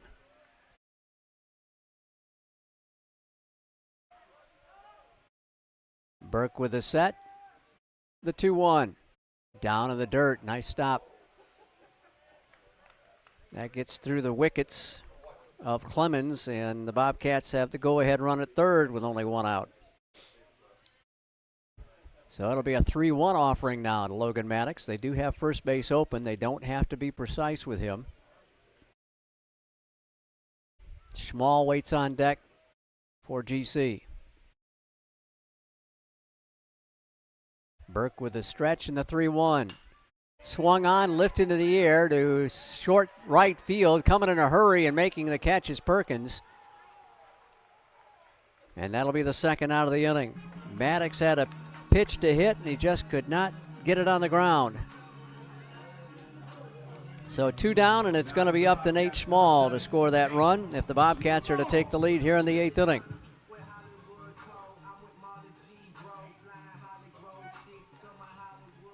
Nate with the design in the dirt. Off to the side of the batter's box.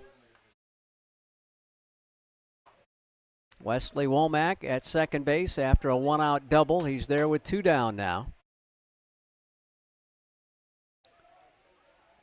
Lefty against righty with a game on the line in the bottom of the 8th inning.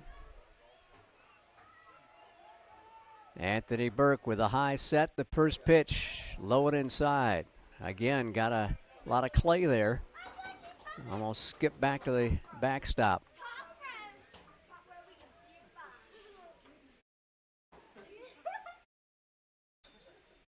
Huge gap on the left side of the infield. Shortstop Mobley is angled back towards second base. Third baseman hugging the line almost. The 1-0. There's a strike. 1-1.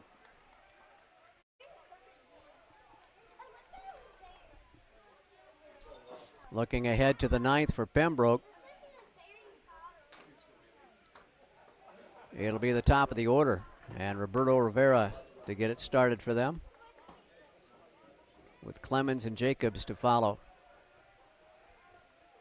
Bobcats trying to break the 1-1 tie. Long set, foul to the backstop, right on it. Just a little bit tardy, and it's 1-2.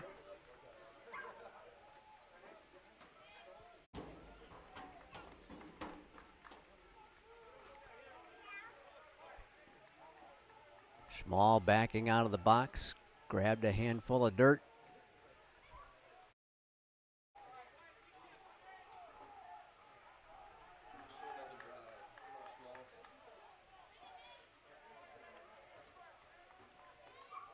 Anthony Burke trying to put away Nate Small. And the pitch, high and tight. Rode in on the letters. And the count goes to 2-2. Deuce is wild one more time in the 8th inning here.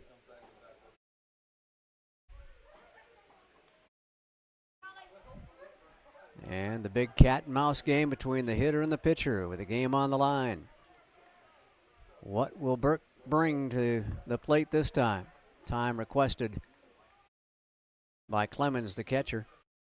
He'll look back into the dugout, see if there's a change in the pitch selection.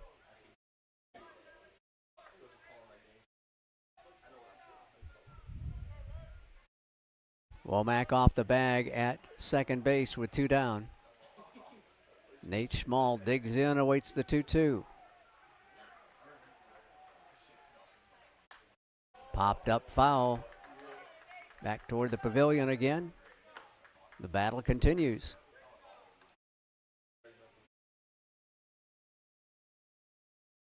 Well, you had to know that 2 heavy-hitting teams are going to lock up in a 1-1 ball game.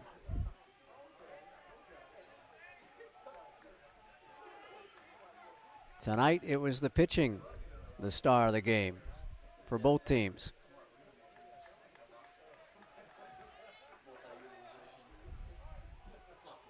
Here's the 2-2 pitch once more from Anthony Burke to Nate Small, and it's swung on and driven high to center field, but Rivera is back, and he'll make the catch at the track. Small almost got it out of here. But again, Rivera able to track down a long ball. And we'll go to the 9th, all squared up at 1 apiece. Georgia College baseball on the Bobcat Broadcast Network.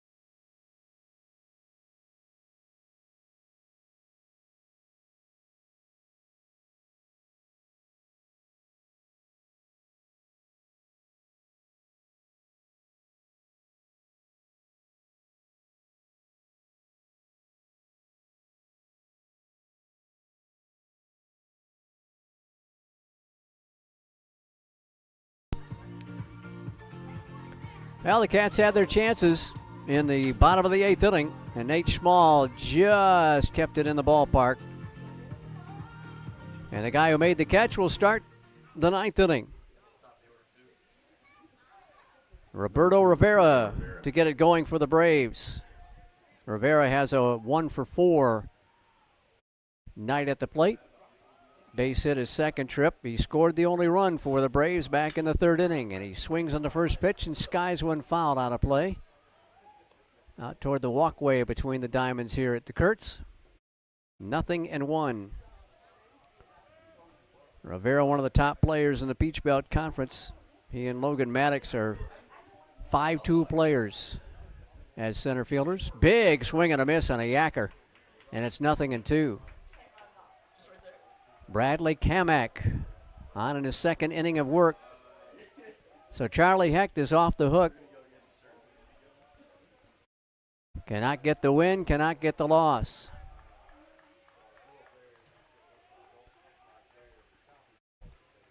The rock and the 0-2 pitch. There's another beautiful curveball in and looked at for strike 3.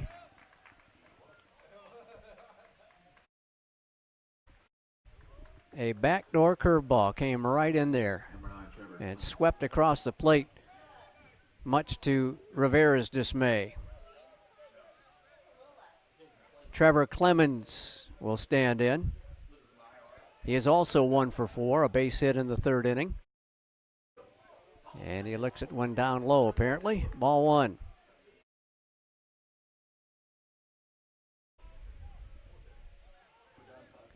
Ten singles put on the board by the Braves. Fastball low again. It's 2-0.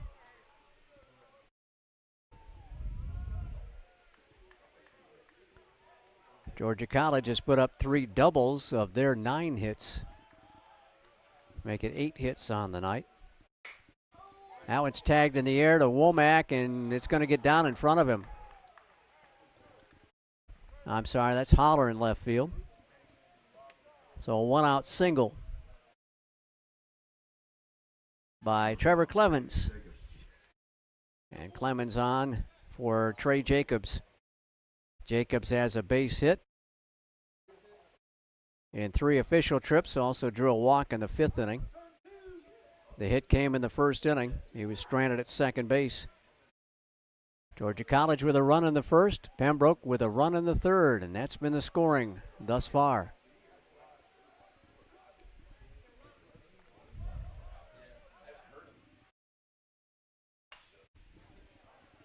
Chip foul to the backstop, 0-1.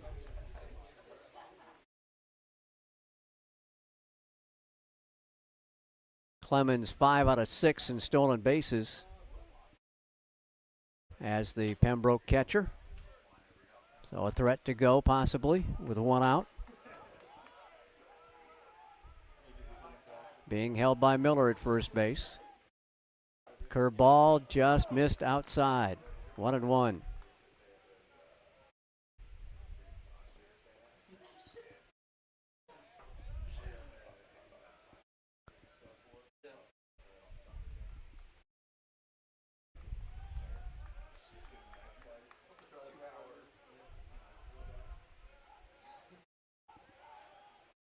Kamak will deal to first.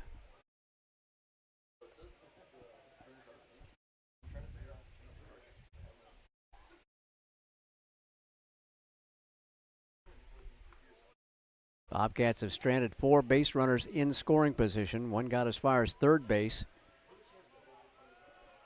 Have not been able to punch him in.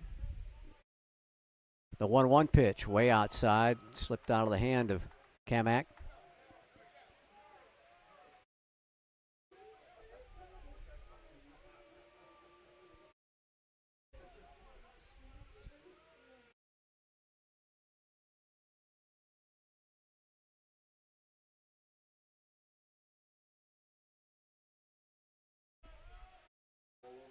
Two-one with the runner going, swing and a miss, throw it on a second. He's going to be out of safe in there. Gentry a late break to the bag. Purcell just put it right on the money. But the stolen base by the Braves catcher puts him at second base with only one out. And the trainer coming out of the dugout.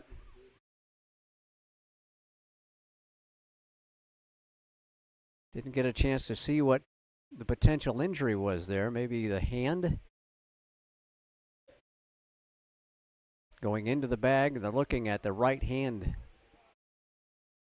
But the trainer's satisfied, and he'll head back to the dugout. So Clemens, with his 6th stolen base of the year in 7 attempts, is on at second with only one out. So the Bobcats are facing a defensive situation similar to what the Braves faced in the bottom of the 8th inning. The count is 2-2 on Trey Jacobs. And the third baseman awaits the pitch. Got him swinging. Jacobs very upset with himself, spins out of there. Number 40, Connor Granger. And that's 2 down. Nice pitch. And a good result for the Bobcats. Now Granger, the DH. He is also 1 for 4 on the night. Last time up in the 7th, a soft semi pop-up to second baseman Nate Schmall to end the 7th. Kamak would like the same result here. First pitch to him, in for a strike. 0-1 the count.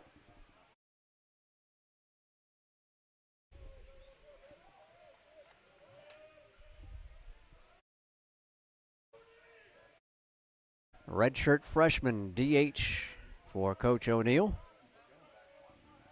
And the 0-1 to him, high and inside. Got away again from Kamak. Looking ahead to the bottom of the 9th, the Bobcats will send Purcell, Stallings, and Green up. A 1-1 contest between 2 heavy-hitting squads in Division II baseball. Bobcats leading all of D2 baseball with their batting average team-wise. Kamak will step off the rubber and get the runner back to the bag. Clemens had a bit too big of a lead for his liking.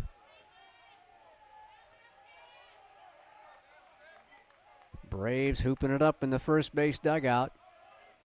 And the 1-1 pitch popped out of play to the right. Now Kamak owns the edge at 1-2.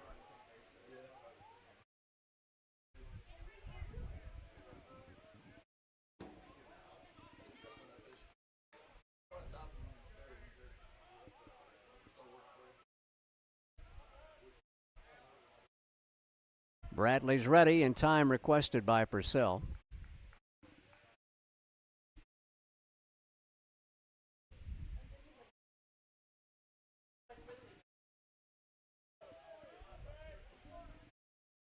Our pace has slowed down considerably here in the last inning. And another big pitch coming up from Kamak. Here it is, runners going. Pitch is taken for a ball. And Clemens steals third, standing up.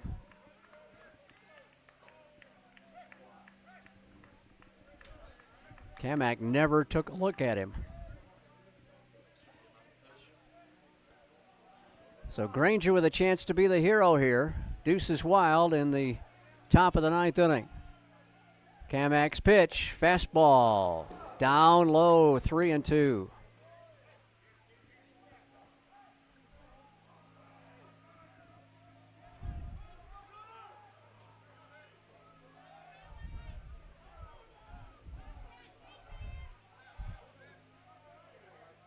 Bradley Kamak with a payoff pitch to Connor Granger.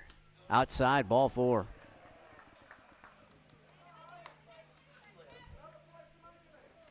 Only the second walk surrendered by Bobcat pitchers tonight.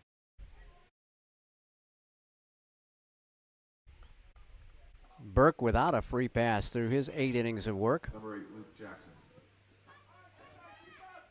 Now here's Luke Jackson, looking for his first base hit in 4 trips to the plate tonight so far.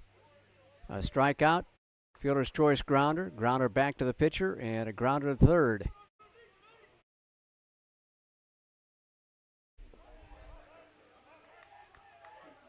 Watch for the pickle play, fellas. First and third with 2 out. Fastball outside for a ball.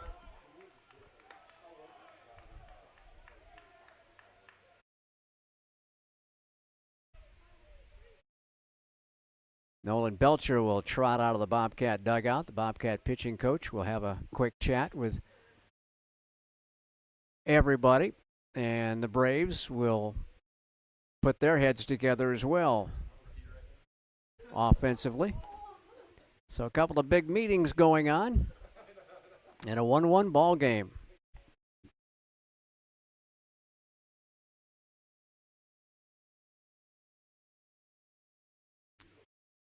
Belcher's had his say, heads to the dugout. First and third with 2 down for the Braves in a 1-1 ball game.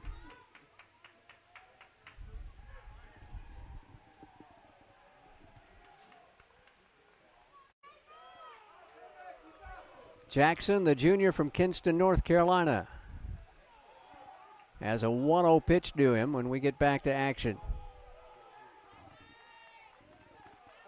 And Kamak will bring it plateward.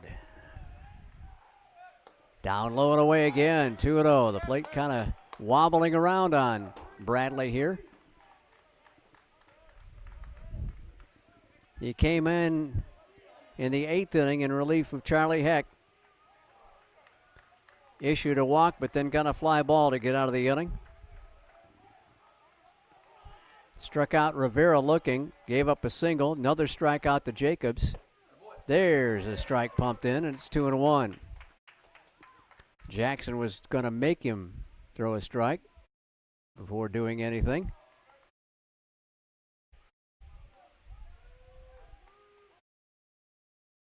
After the Jacobs strikeout, Granger with a full count walk. Now Jackson has a 2-1 offering coming his way. Strike 2 on the outside corner. The corner was there for once. And we got Deuces Wild again.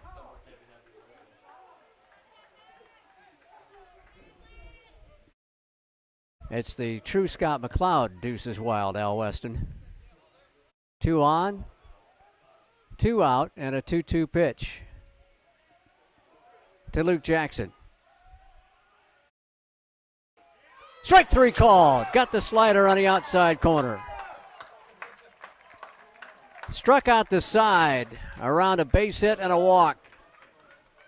Kamak gets the job done. Now the Bobcats with a chance to win it in the bottom of the 9th inning. It's a 1-1 game heading to the bottom of the 9th on the Bobcat Broadcast Network.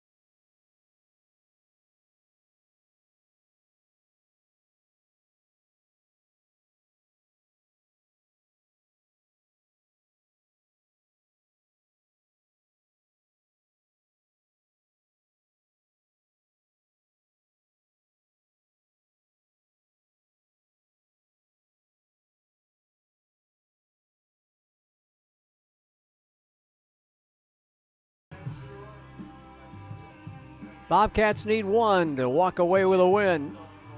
It's a 1-1 contest. In the bottom of the 9th inning, Purcell, Stallings, and Green scheduled up for GC. Without a hit, 0 for 3 flies to fielder Perkins. Backer down. Stallings has the only hit so far of that trio that we talked about, Purcell, Stallings, and Green. But all 3 of them could end the game with 1 swing of the bat. And Anthony Burke continues on the mound for the Braves of UNC Pembroke. A fantastic outing for him. He stretched out 8 hits against him and just the 1 run in the first inning. First pitch in for a strike to Brandon Purcell.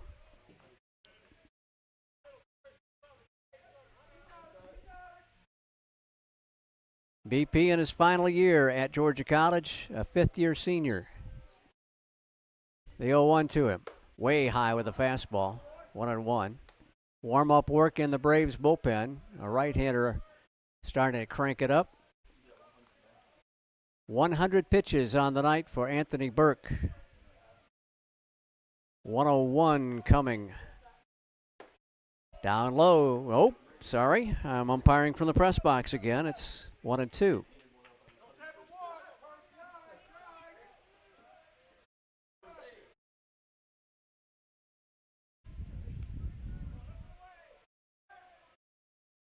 Time requested at the plate and granted.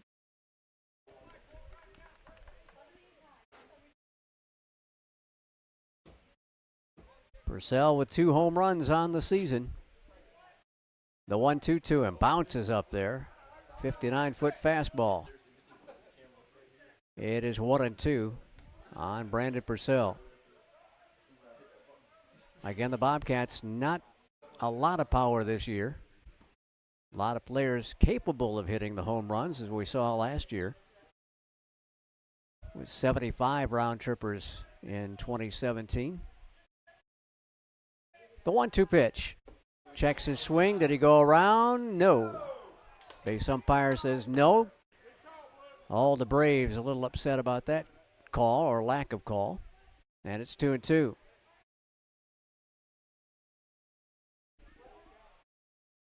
Bobcats need some base runners. And a 1-1 contest here in the bottom of inning number 9.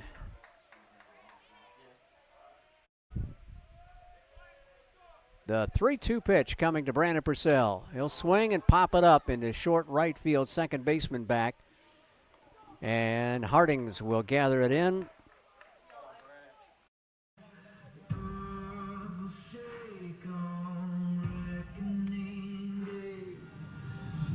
Georgia Tech transfer Brant Stallings comes to the dish. He has a double and 3 trips.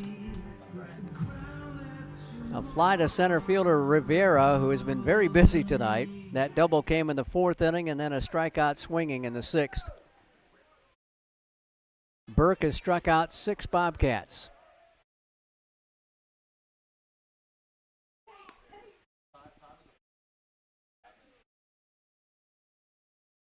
Smallings has left the yard twice this year. And he sends a fly ball to right field, but it's going to stay in the park. Perkins is there, and he has it for out number 2. That one got off the end of the bat a little bit.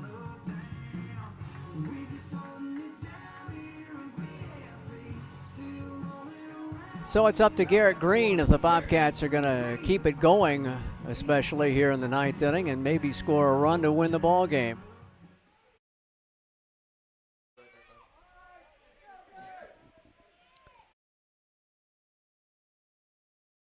G squared is 0 for 3. And he will get a base hit up the middle.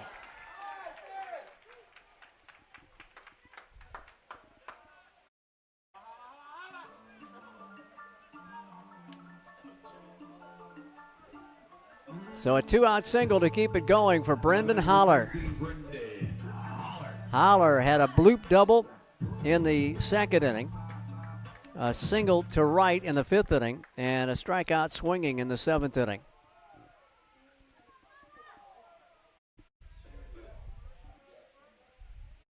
Another double could do it for the Bobcats. Green with good speed at first base. A balk is called.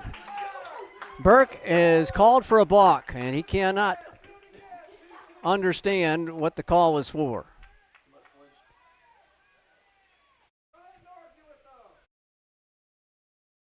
The base umpire called the balk. That's his first balk of the season and the first balk by the Braves all season long. And Coach O'Neill slowly heads his way out to talk to the base umpire about the call. So Georgia College will have a runner at second base with 2 down. I think he's just trying to find out what Burke did, because you can't change his mind. And this is a long confab out there.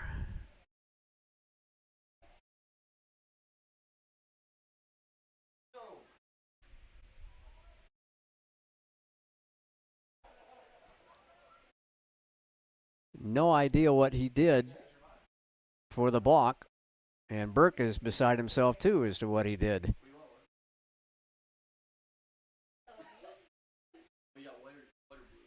And now Coach O'Neill will stay out there and have a chat with his pitcher and the rest of the infield. So this will be an official visit to the mound here in the 9th inning. The right-hander has been throwing in the bullpen and should be about ready by now, if needed.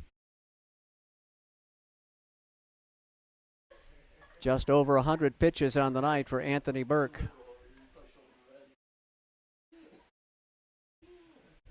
Now a single could win the ball game off the bat of Brandon Holler.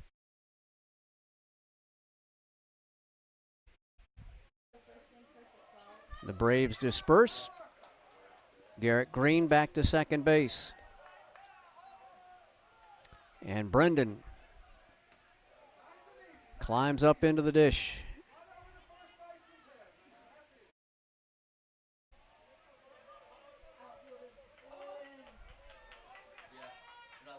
Also, they're going to bring that outfield in.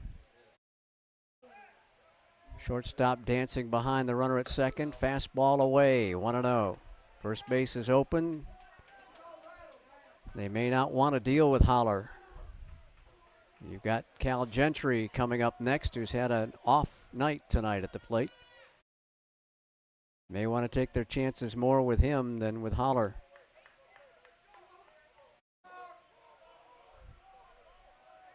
Burke with a stretch. The 1-0. Skied out of play left side. Back behind us. 1-1.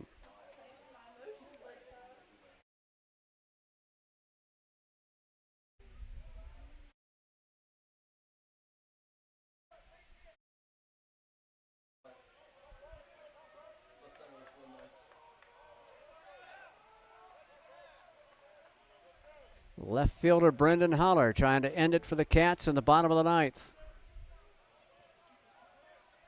Though 1-1 to him. Swing and a miss. Again, Holler trying to send it out of the Kurtz. And it's 1-2. Sometimes you just got to shorten up that swing and make some good contact.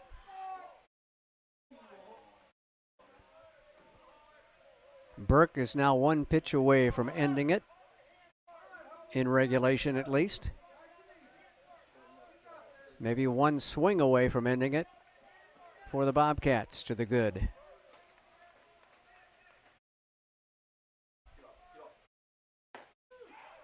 Fastball just away. Burke thought he had himself a strikeout.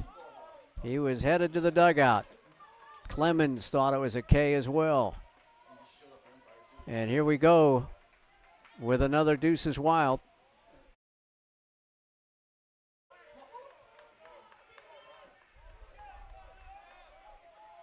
Great battle here.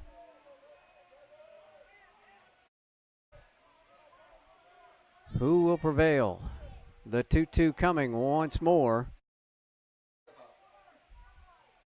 Check swing, stays alive. Hit the top of the backstop with that one. Over near the Bobcat dugout.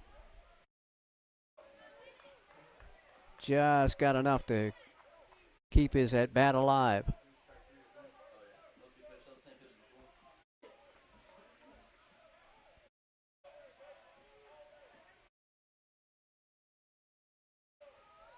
A 2-out base hit and then a balk, and the Bobcats have the winning run at second base.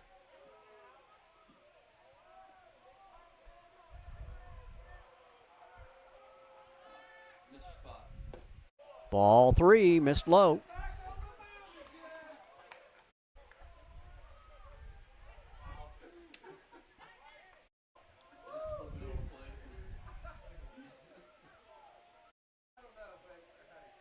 So a big pitch coming here from Anthony Burke to Brendan Holler. The 3-2. Outside and high, ball 4.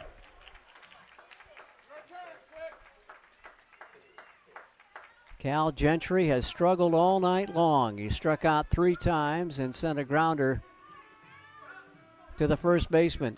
So he is due, folks. You don't keep an All-American down long. Burke has had his number. Let's see if Cal can reverse the fortunes here. Might want to just jump on the first pitch. First and second, 2 out. 1-1 ball game, bottom of inning 9. Gentry with that slightly open stance on the left side. The sophomore from Perry waves the war club and waits the first pitch from Burke. Down in the dirt, knocked around by Clemens. Got it out in front of the dish. Both catchers have been busy a bit tonight with some low pitches.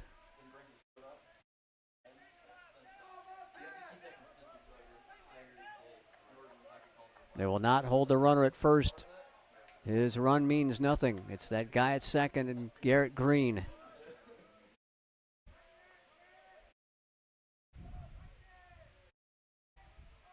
The 1-0 to Cal.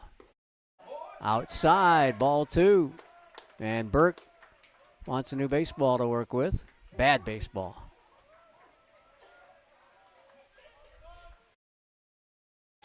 I don't know if he's more upset with the baseball than he is with the umpire right now.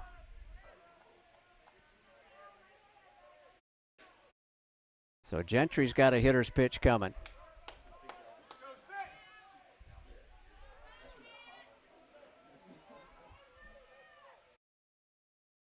Shallow in the outfield, deep in the infield. 2-0 pitch, way outside, ball 3. Burke may have run out of gas a little bit here. Now the shortstop will come in to have a chat. 118th pitch coming up, says Reed. And it's 3-0. Cal wants his marching orders here from Coach Eller. Make him throw a strike or green light on 3-0.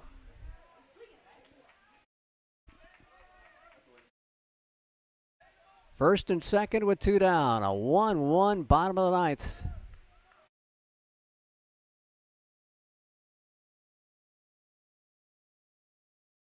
Burke looks in for the sign. Gentry waving the stick.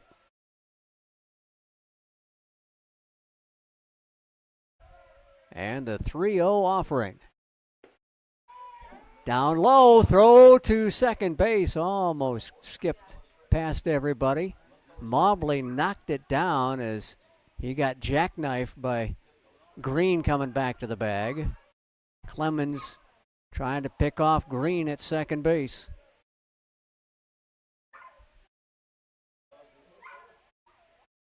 The pitch called a strike. It's 3-1.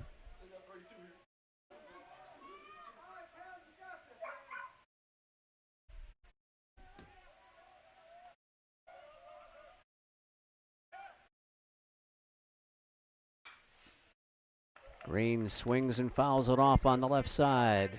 And the runners will get off to the races here with a 3-2 pitch and 2 out.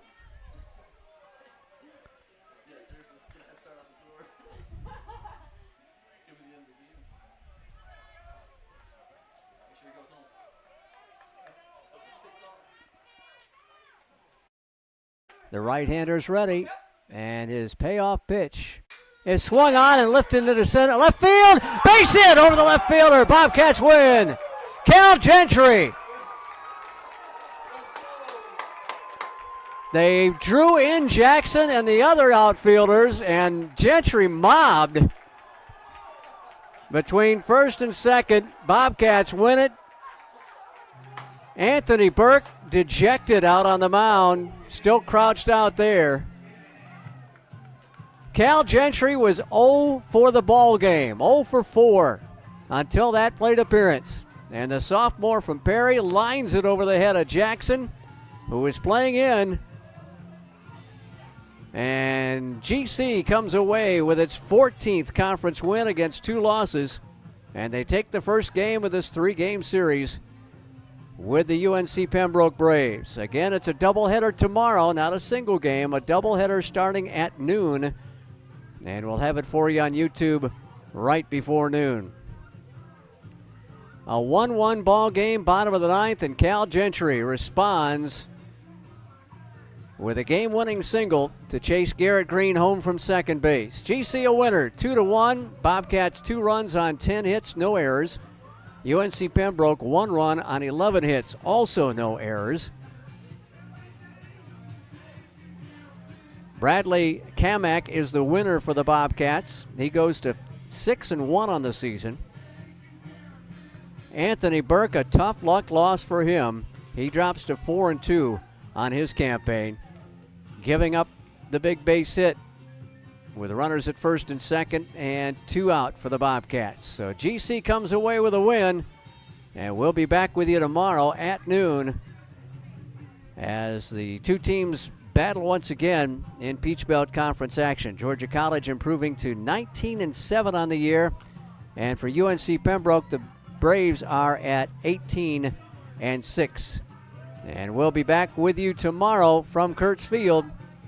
Our thanks to Kristen for punching the buttons back behind us. Thanks to Reed and to Sam as well. I'm Scott McLeod. Talk to you again tomorrow for Bobcat Baseball on the Bobcat Broadcast Network.